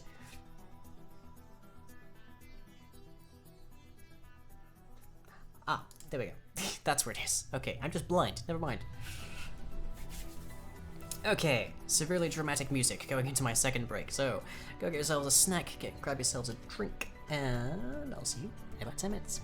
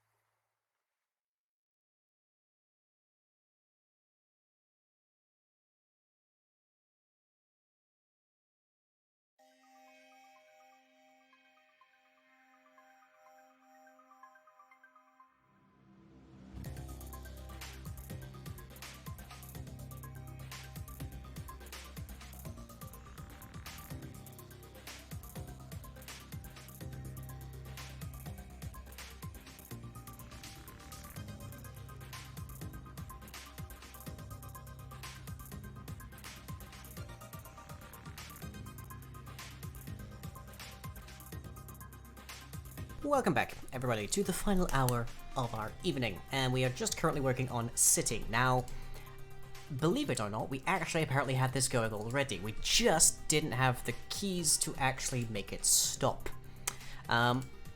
What's more interesting is I haven't managed to find where it's actually applied to the model. So there's the wolf model, and that has that is extended out of tameable entity, I believe it is, but there's not actually anything in there for whether or not they're sitting, as near as I can tell, which is very odd to me, but I can't find where exactly it's involved. Like, there's nothing in here relating to sitting at all.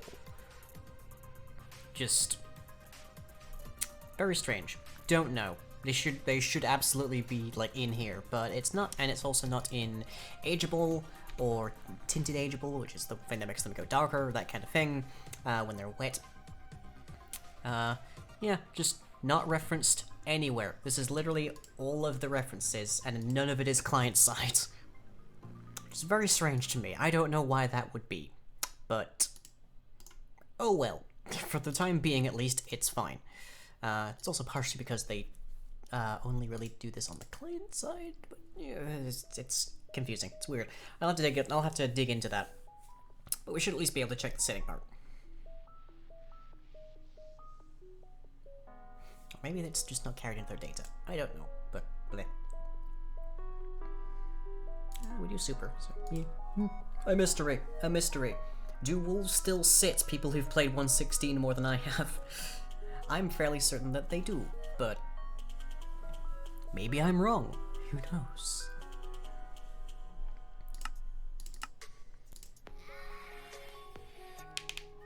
Let's see, which one was it we tamed? Oh, we can find out with the data, I guess.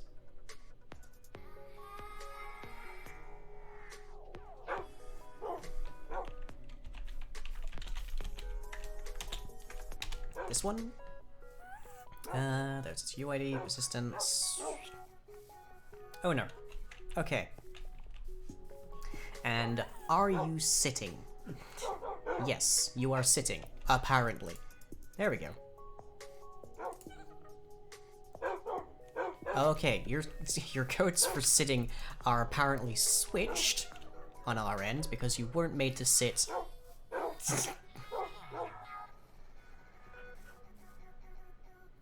Okay. The code's seeming like it definitely exists in like the warg model, but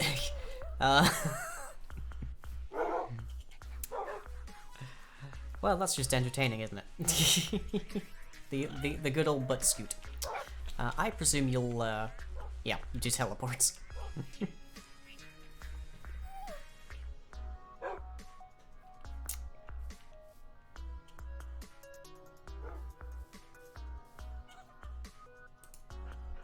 Right. Yeah, okay. Fine then. we know that part works, okay. So what is going wrong here? So we do have entity in is sitting, do all of that. But evidently that is reversed, because let's see, body rotate angle x, pi over 4 versus pi over 2. Rotate angle x is that angle. Remember, it's like looking upwards versus looking downwards. Roll, which would be z, is like left and right. So bli versus bli. And then y is your angle, so it's like left and right. To give a quick premise on that, that is definitely the sitting pose. I think main to rotate angle. Yeah, that is definitely the sitting pose. It's just that we on the client side don't necessarily actually have the right value, as near as I can tell. Is being used in here, actually? We've gotten that set up. I presume it is. Let's find out. Yes, it is. Okay, just wondering for ahead. At a access code, right. Let's see. It's tameable entity that implements sitting, which I believe to be that. Yes, right. Okay. Clearly that is written into the code, because that is what we get when we do /data. So why is it being weird? Abstract Goblin Wolf. What do you extend out of? Tameable? You must do. Yes, tameable entity. Yes. Okay. So obviously you have the code for that. We clearly have the tame effect as well, but we don't have the sitting. I'm guessing that that's somewhere here with the wolf code.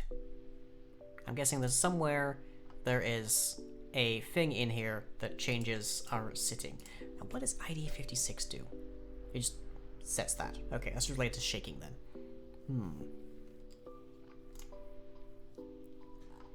Somewhere in the code, there is some solution to this. Okay, well, sitting works. Taking that off the list. What doesn't work currently is getting them to sit.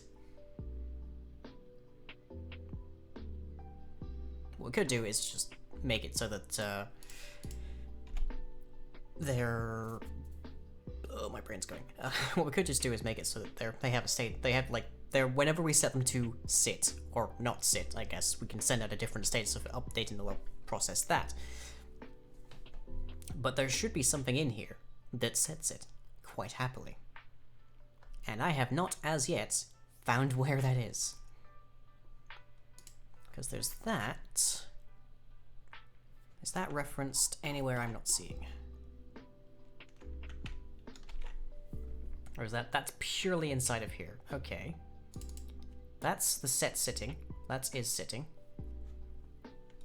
Where's that called? It's called by us in Gaslings and Wargs, which is irrelevant right now. I mean, wolves in attack entity, and when they are tamed, it's not referenced anywhere as near as I can tell in an update. Interesting. Is there a part of... Did I, like, heck up when they were being tamed? I wonder. Just by checking the is remote part, maybe. So if the world's remote, then all of that, else this whole other thing. That's when they're not, okay. No mention of where, so that's the server side, whether or not anything else happens. I'm not sure what's going on here. But it does seem to be related to whether or not it's server side, so let's try that. That's the model. Where are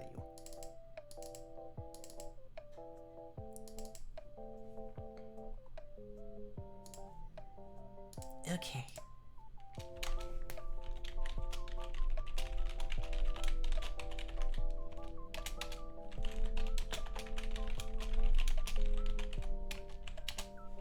So for right now, we'll just skip that and see if that fixes it. See if we can get our warg fixed.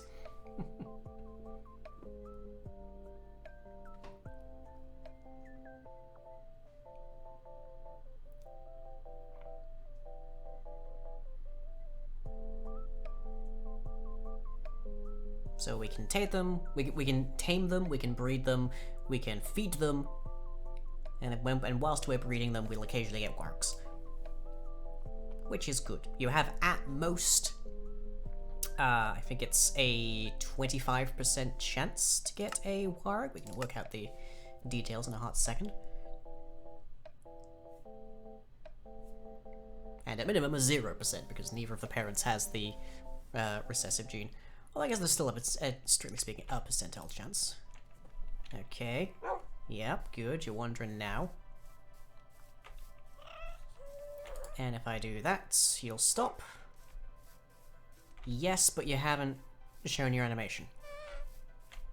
You're just actually, like, stopping moving. Okay. Wolves have a bunch of checks for it, but let's do that little calculation, shall we? So let's assume that both parents are AB. AA, AB, PA, and BB. So yeah, at absolute best, you have a 25% chance of producing a warg with a given combination of wargs. Because if they had both recessive. If they were both BB, then they would be wargs themselves. Okay, I think we're done with this page. So, loop. Okay, so if is owner or is tamed or is bone on is bone and not tamed or sitting, is that? Which one is that? No, angry. Okay, all of those are just relative things. There's a statement that means nothing. All of those are relative things. Fascinating line. Yes, please, tell us more about the relative things.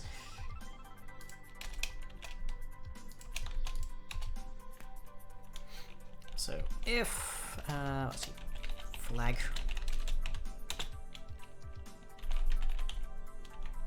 Is owner, that's player, or is tamed, or item.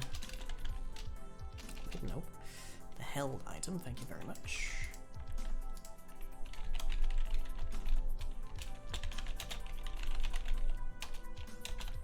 Or it's bone, and this is not tamed.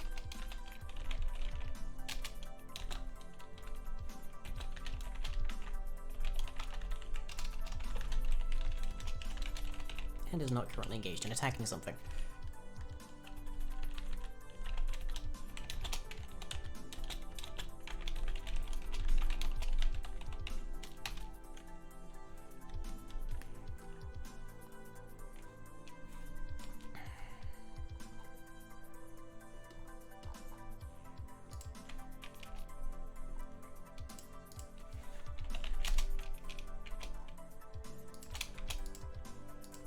Okay, this should be pretty much identical now.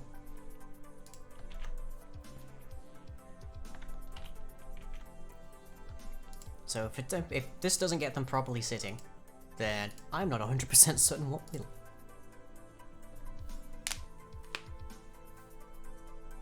We know they can sit, we know we are toggling the value, just for whatever reason, it's either reversed or it's not working at all.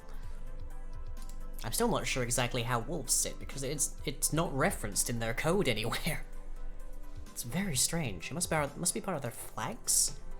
Except that we can see all of their entity flags, and it's not in here. This value does not interact with their flags at all. It's very strange. It's just part of their MBT data, but it's not referenced by their model at all. It's very odd.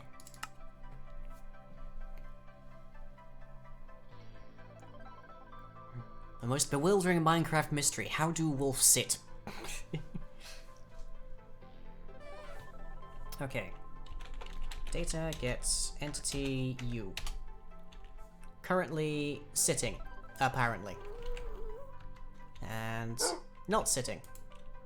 And sitting, apparently, but not showing it. Show me the sits. Come on. Is it clearer in cat code? I mean, maybe. We can find out.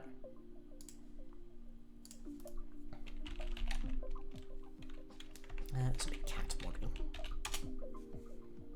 Which is itself an extension of Ocelot model. I presume Ocelot's sit. State. It's just given a state, apparently. Which is part of set living animation. Is crouching, sprinting, or neither of those things. None of which change the tail. Cat's body rotation changes. That's, I think, a 45-degree angle? No, that's just the standard angle. That's fine.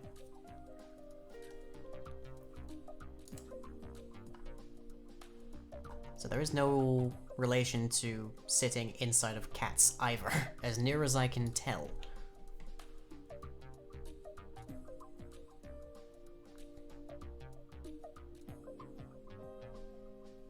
Yeah, it's just not here.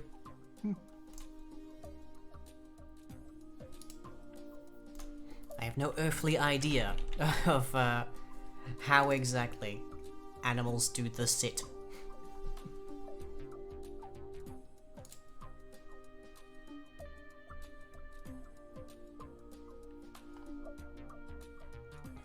There you are.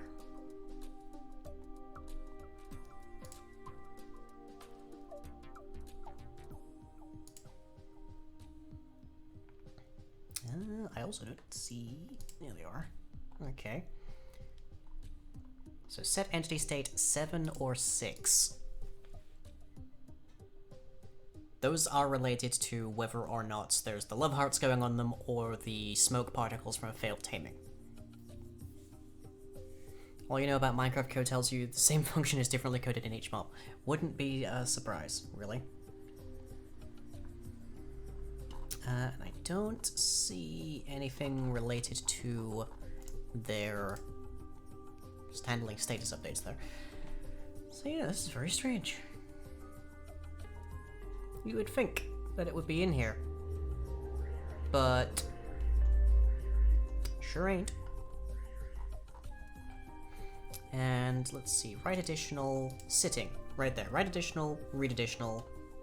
It's in there, both, but just doesn't seem to be making it to the client side to show us them actually sitting. Very strange. We can make them sit. The model still allows for them to sit. Just for some reason we're not getting that value. I could hard code it.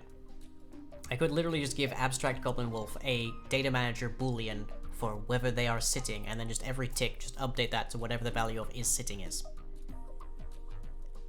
And then it would definitely be available both sides.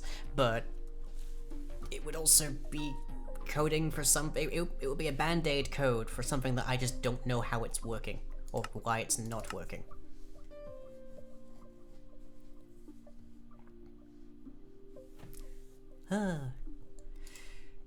I said that this is the stream where we program Minecraft mods and things explode. In this case, it appears to be me.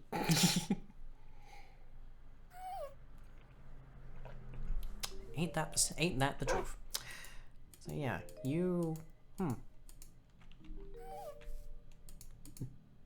yeah, you Deb, you absolutely do the sits. You just don't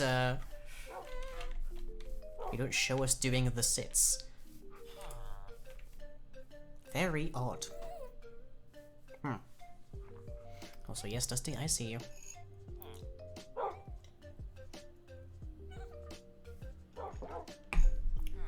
Prost. Anyways.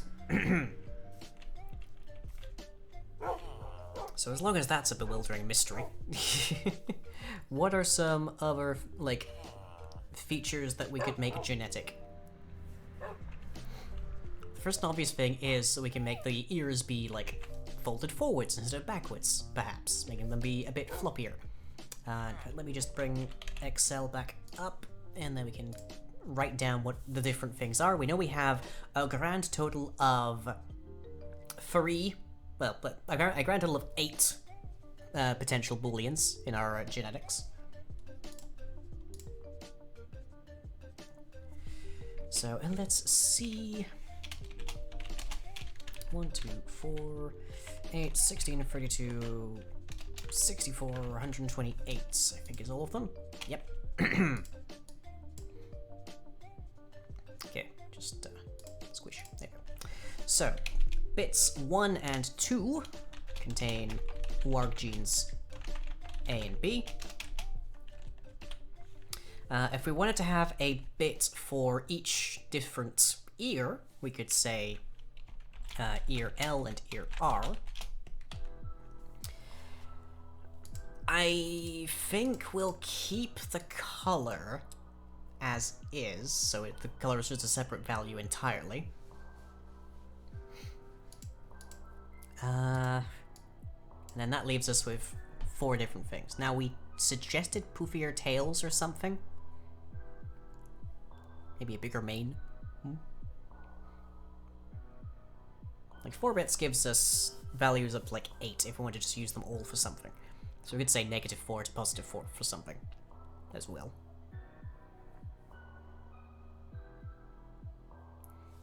But yeah, we can have floppy ears. It doesn't. At the point that we get to this stage, I probably already want to make like a genetics class so that I don't have to hard code. I don't have to handle everything. I just like create an object, get the object, query the object.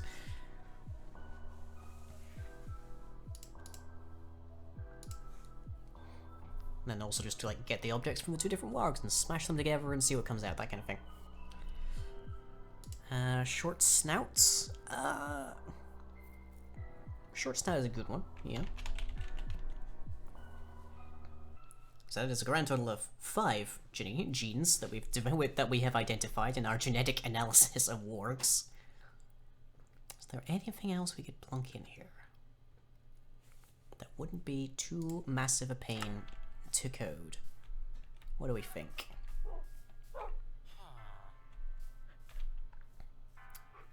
Well, we could put in our genetic of whether they are afraid of fireworks. So spooked, we'll say. Again, that will definitely be on by default, so you'll have to try and breed that out of them in that case.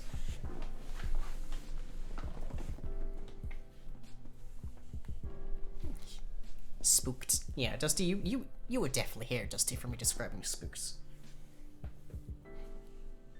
Wargs are pretty much anywhere near lightning and mildly near fireworks, depending on how big they are. They will yelp, run around, scared, terrified, standing up and such. You just like the word? Maybe it's a good word.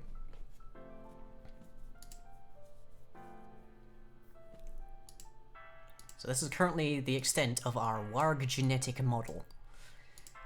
So there's a 50-50 of whether they have the breed, or color as it's called in the code, of either parent. It is about a 25% chance at most with a given breeding of wargs to create a warg.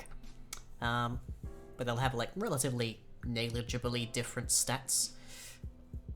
We've got floppy ears left, floppy ear right. We've got a shorter snoot, which is going to be a lot of fun when I'm programming, given that it opens, but oh well, it's fine. And whether or not they are alarmed by loud noises. Say smaller tails, like a docked kind of tail. That's an idea.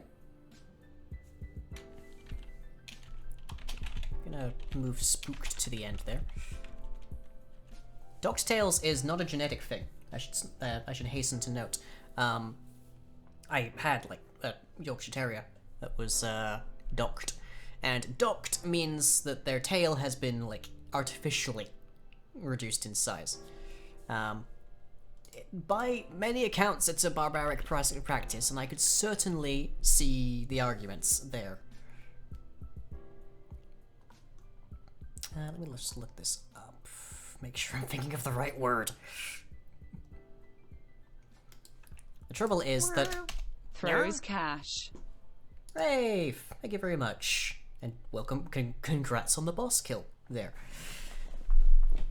The current donation goal, for anyone wondering, is basically to pay for my meds. Ugh. I am a month out from running out of them, but... Now here's the unfortunate thing here, is that I'm now in a situation where, on the internet, I have to Google the term docking in order to make sure that I'm thinking of the right thing involving dogs. There is no term that I can enter into Google that will make this safe for stream, so that's why I'm doing this on my other monitor. A fluffy tail like the foxtail, maybe? Oh, wouldn't that be adorable? Okay, yes, there we are. Good. Literally, surprisingly, the first entry on Wiktionary. You would think it would be like the second, but no. Docking, noun. The process of cutting off or trimming the tail or ears of an animal. 2. The securing of a vessel to the quayside with cables. 3. The process of connecting one spacecraft to another. 4. The thing I'm not mentioning. In fact, I'm just going to gently shift my... Yep, there we go. shift where my scroll bar is. There we go. Yeah. The process of cutting off or trimming the tail or ears of an animal. Docking. It is not a genetic thing. So if you found a warg or warg with a short tail, that would actually be like another sign that the goblins aren't very nice. But,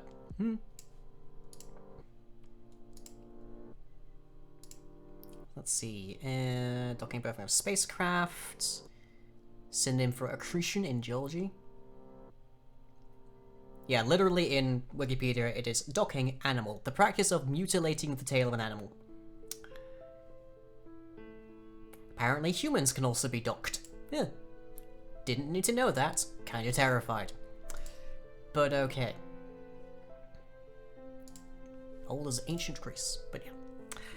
So we could make it a genetic thing, or we could have it just occasionally turn up when they're, what is there to dock? I didn't read that far, Dusty. The first spaniels we had their tails docked, and the laws got changed 2 months after we got them. Our current 2-year-old spaniel has a huge fluffy fan of a tail. Yes, spaniels have wonderful tails. One of your ears can also be called cropping. Yeah. Sometimes you get vestigial tails. True. Sometimes humans can be born with a fleshy tail, but it doesn't function as natural. I have a friend who has that, actually. I think your daughter does, too. She's very fond of her tail. Anyways. I think we'll leave out docking, because that feels like it should be typical of ones that are raised by goblins. So we can have that be an actual like boolean inside of their code, but it's not from genetics. It's from like if they were bred by a goblin, essentially. Apparently, it's just classed as torture. Yeah, makes sense. I can understand that. Where are we on works? Where have works gone? There's works. So sitting works, it just doesn't display for some reason. We've got that part.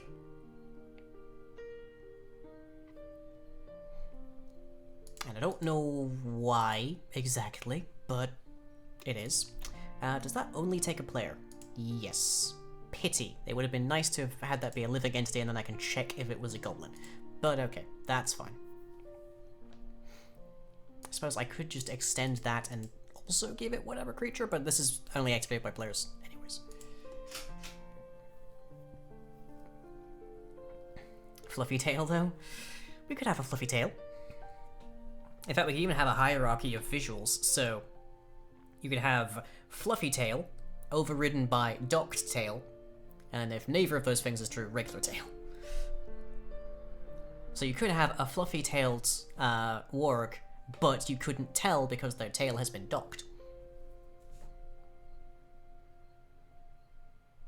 Only docking allowed is medical for greyhound types, as they often break their tailbones. They are only docked if they have mucked up their tails too much. Noted. But yeah, docking in animals is generally it's generally considered mutilation. It's not pleasant under most circumstances. It's not pleasant for humans either, but still. So suffice to say, you might see a lot of dogs that are docked, but they're most probably either done illegally or they're just older. It's fairly recent, I think, that got changed. I don't recall if it was illegal or illegal when we had my terrier, but my terrier was docked. He was called Recklin, which I am given to understanding is some language, I don't recall which, for the runt of the pack. He was quite small. It was lovely. Got very, very senile in this age, though. It was lovely. Okay, I'm going to just detail that. Chance of gene mutation breeding. There. So we can change that if we want, make it higher or lower, depending on how easy we want it to be to get a warg. We saw with our first test there, when that was set to 90%, that our first try got a warg. So we don't want it that easy. Because bear in mind, the odds of us breeding a warg are the same for the odds of a goblin breeding a warg. Bearing in mind, goblins aren't as directed as us. They're not going to be keeping tabs of the genetics. But also, the genetics are, barring the /data command, invisible to the player. So, you would need to make an estimated guess as to what their genetics are.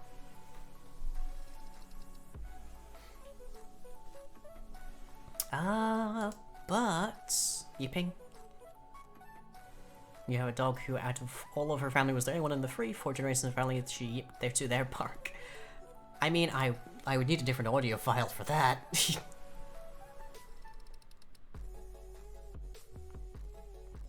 Tongue? Yeah, there's an idea. We could have, like, you know how the mimics from 112 had their, like, lolloping tongue? The blep, as it were? We could have whether or not these guys have a tongue hanging out their mouth.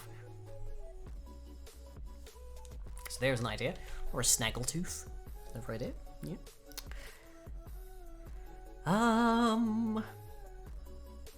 Trying to think, what are other common features of dogs? Literally just gonna Google dogs, which is kind of a welcome reprieve from when I had to Google docking a second ago. So let's see, what are some features here that we keep seeing? They're not just between the different breeds, although we certainly have the different breeds. So yeah, imagine if you had a warg. Imagine if you rode into town on a warg with a lolloping tongue like that. Imagine that. That'd be fun. But yeah, yipping, I feel like maybe not. That's an... Yep, that is definitely an unusual dog. Okay, we've got the floppy ears, which in our case will just be like forwards instead of like always back. Let's see, what else we got in here?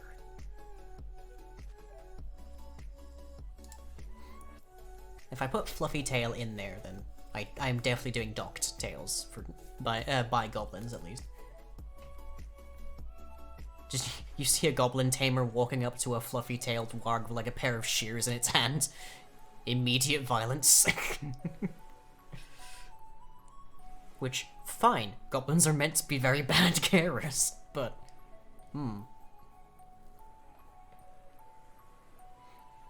Dusty, the problem is, if I was to do docking, I would need to give the goblins an AI task to do it. Or else it would just pretty much never happen. It would just be a case of somehow detecting if it was bred by a goblin. Imagine you saw the back of a giant dog and you were so terrified, but then it turned around it was just blip. Yeah, imagine.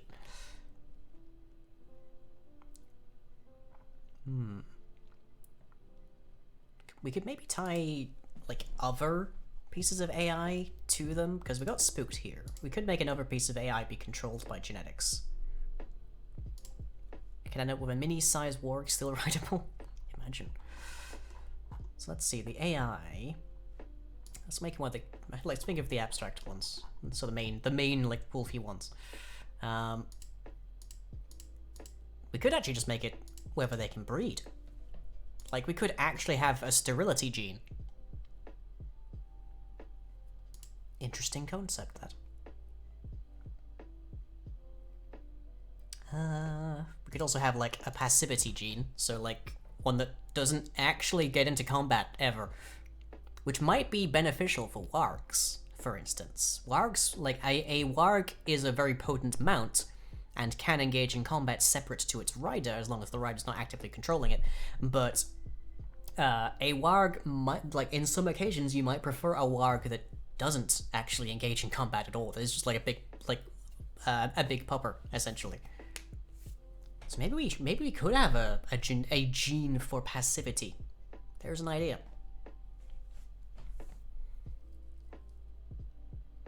Like maybe you just have a show warg, as it were. It would be really inconvenient if, like, when you were, like, having a dog show with wargs and wargs, if they led out the sheep and yours just bolted for them. Like, maybe that's a thing. That's actually a nice idea. Yeah. You're like a passive big lad. You don't like making your pets fight. Valid. Okay.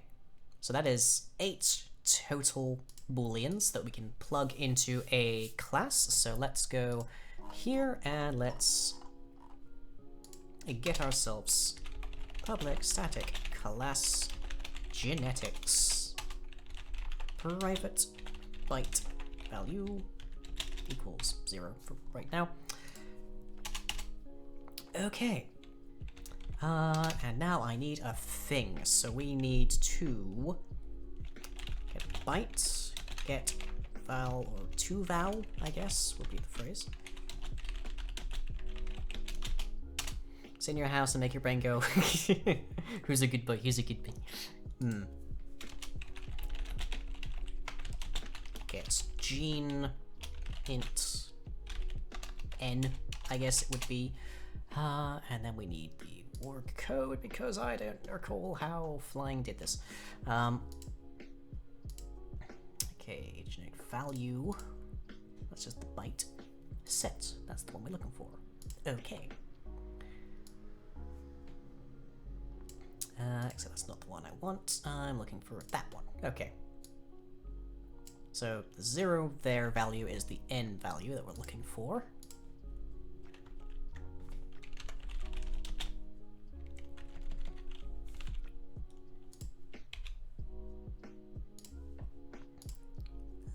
Yep, that one.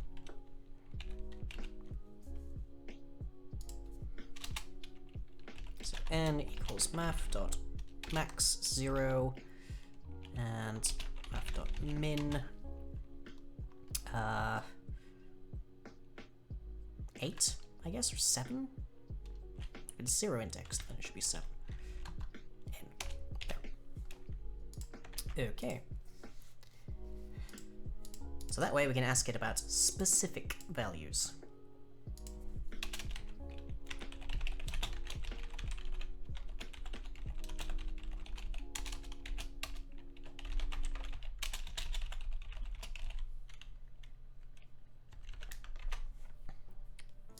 Right.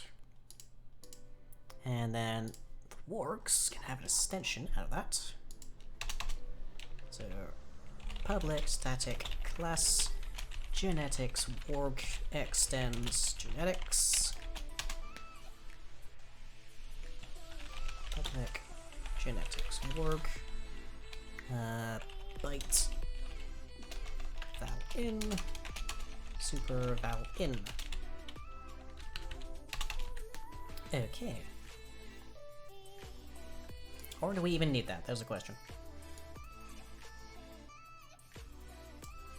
Probably not heavily. Like, what if we reorganize this a bit?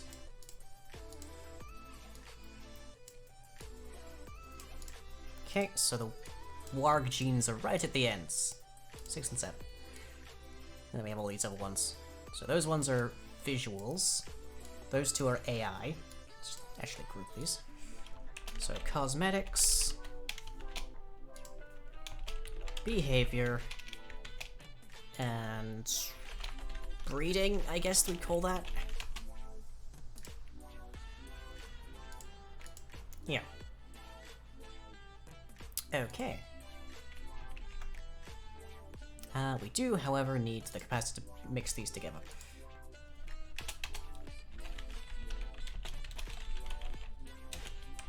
Cross genetics genes A, genetics genes B, and we're gonna need our a random.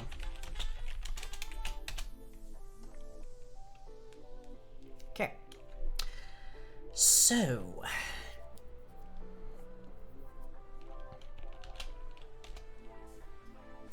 trying to think how to do this because now I need to figure out a set value here. And that's where we have to go into bit shifting again, and I suck at bit shifting.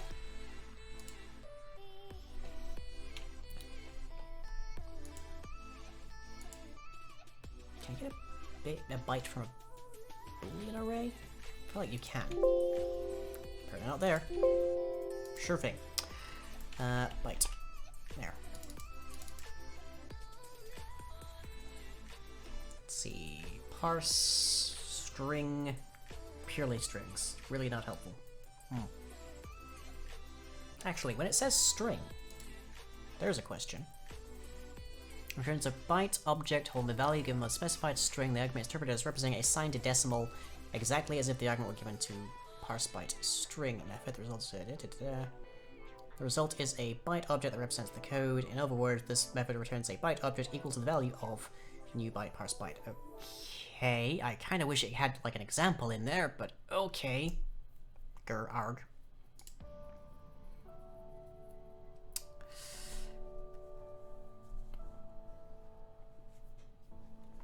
Okay, let's think.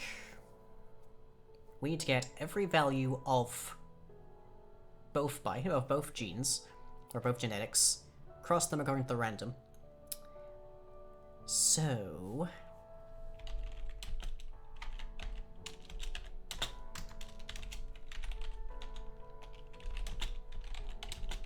less than 7, I plus plus, what was the code that Flying gave me for adding these together? Let's find out. Okay, set genetics right there. So it's that with that, as near as I can tell. Okay. Gene A equals genes A dot get gene I boolean gene B equals genes B get the same gene. Okay, and val equals that'd be gene. Boolean gene equals rand dot next boolean, then gene A, otherwise gene B. Flip, then A. Gene B.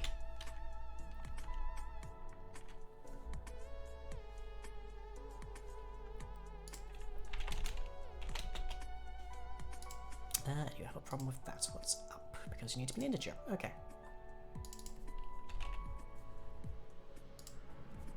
Okay, return new genetics val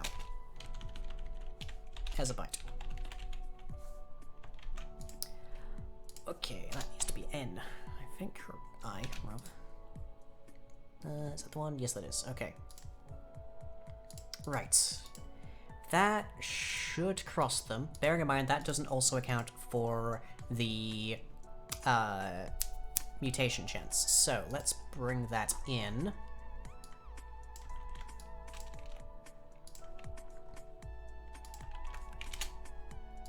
Started off the stream with genetics, and now we're doing it even more. Okay. Okay. If rand.next float is lower than mutation gene equals not gene, gets flipped. Okay. That should mean we don't that we've now basically got all of this quite happily. So if we see here, seems like the right place to put it.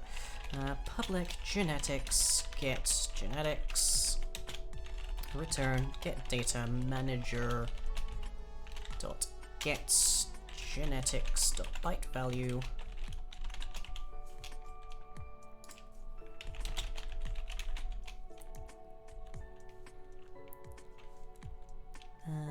yep, that should be good. Just need to move this. So now wargs do actually have the genetics for showing what is a, like, for whether or not they are going to breed into a warg, they just don't breed. It's just not a thing they do. Although they do actually have that behavior there, so let's just move that into wargs.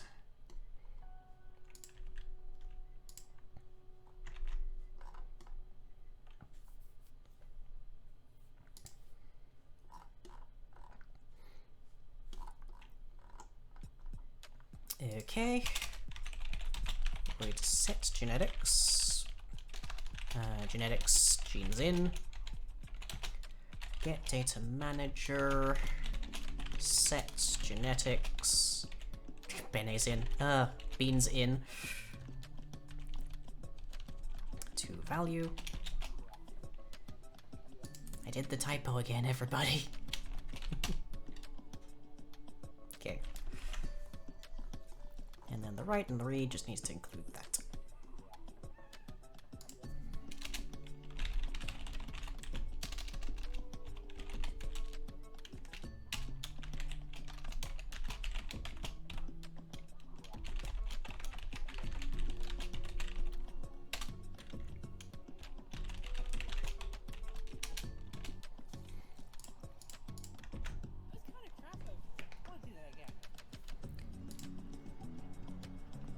Wait, that was the read. I make that mistake so often.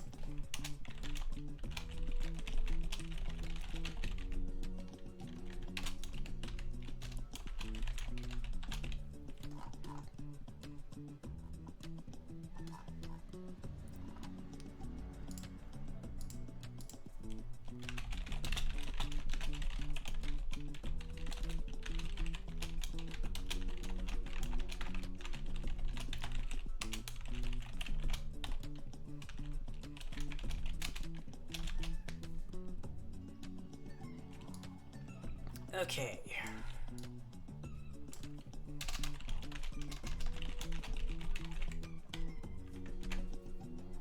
There we go. So now we can get a set of all of these things, both sides as well. So let's see, we don't need that, or that anymore. But we do need something down here. So, genetics, genes A equals our get genetics. Okay. And genetics, genes B equals warg2. Get genetics. Okay. And then our new genetics, genes C equals genes A dot, well, that should just be a static, shouldn't it? Or alternatively, I can just make it a local thing and I just need to require one. But yeah, it's fine for right now. So cross genes A, genes B with our rand. And all that we're looking for is genes C dot get gene 6 and 7, I think it is.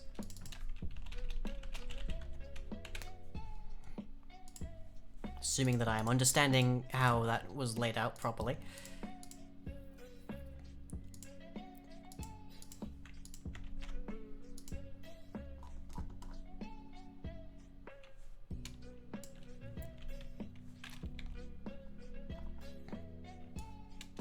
Don't need that, don't need that. It's all good. But we should get rid of them entirely. Yay! Okay, so we do need to know what the default value is. So we know that they are spooked. We know that both of those values are set to the dominant value. So everything else is just random down here. So let's see what that value is. 32, 64, 128, that is a value of 224. And it initializes at.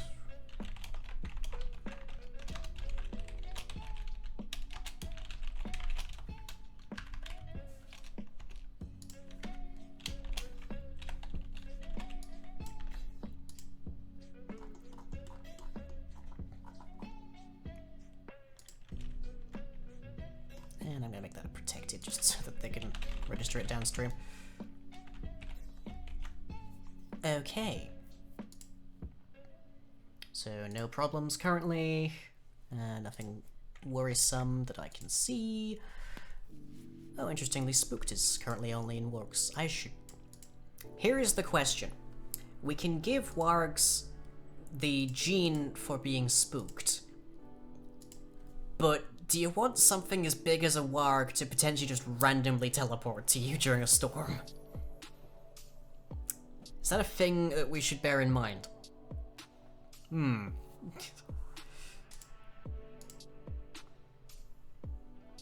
I don't know. That sounds like a bad thing to have happen. Makes sense for the smaller ones, but the big ones, not so much. Okay, let's have ourselves a directory. Someone will certainly be spooked. You're not wrong.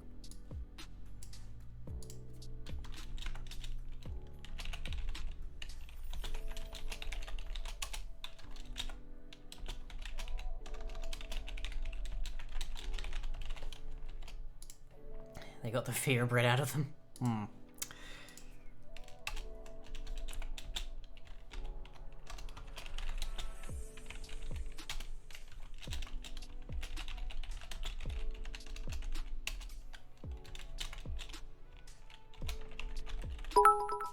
Yeah. Pride rise lying east cremies. Oh, thank you very much, Esper, for these bits. Okay, 5 would be passive, non-combatant, I guess. Pacifist. Passive will do, I think. Spooked by loud noises. 7 is warg gene A. And 8 is warg gene, apparently just got 8, what do you know? Oh, because I'm counting from that, of course. 0, 1, 2, 3, 4, 5, 6, 7. There.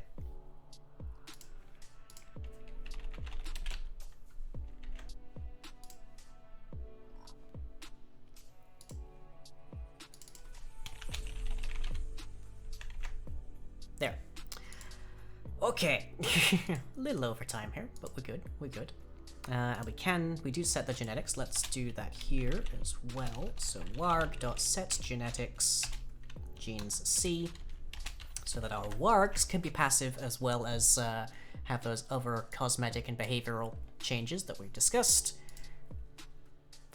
Very nice.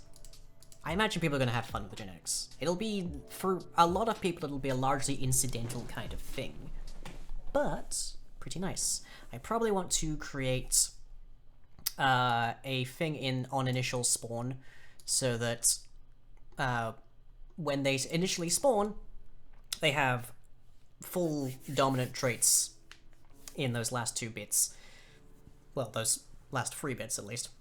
But the other values are random. In which case you'll encounter goblins with a variety of different wargs and wargs that are all spooked by loud noises and don't breed into wargs. But yeah, so that's the progress we've made tonight. So let's check my to-do list. Warg and warg. Wargs need, let's see, saddles, and they also need chests, and the sit command. Wargs need to fetch stuff, as well as follow nearby goblin tamers when they're untamed. I'm also going to put under goblin wolf here, because that's the root of both of them. Taming cooldown, I guess? Timer based on recent sighting of goblin, or recent interaction of goblin, I guess.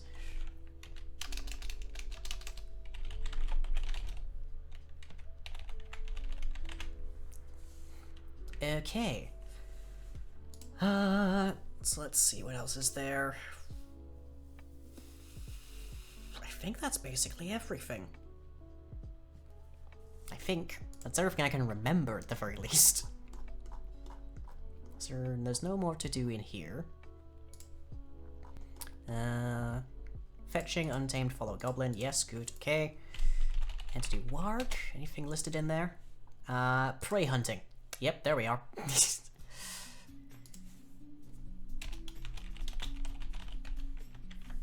So if they have the passive gene, then they won't do that. But otherwise, keep an eye out on your for your livestock. Anyways, that's all I got for tonight. Hope you've enjoyed this interesting delve into genetics and whatnot. And my next stream should be this Thursday with some more Among Us, and we might have another Come Block Home stream on Friday. I'm not 100%, but keep an eye out on the Twitter for announcements on that. And otherwise, the next stream after that will be on Saturday with the Carousel, playing some randomly selected games from the wheel. And we should be back for more of this on Tuesday. Meanwhile, I do make videos at youtube.com/comic, and everything I do is powered by you, especially getting my my meds. Jesus, they're expensive. Before you go look at this sets, huh? What? Oh, oh, right. So many emotes there, Espa. Wow. Yeah. Especially like right now, my medication is not covered by anything and has to be imported because it isn't manufactured here in the UK, which is why it is so very expensive. And I am not likely to get anything to get off of those meds for 3 to 20 years. That's the state of things. So yay. So yes, it really does mean a lot that people donate and sign up for the Patreon, and in exchange, you get this stuff. It's the best I can offer. Thankfully, people seem to enjoy it enough to help me out. But hope you've enjoyed. I'll catch you all later. Next time.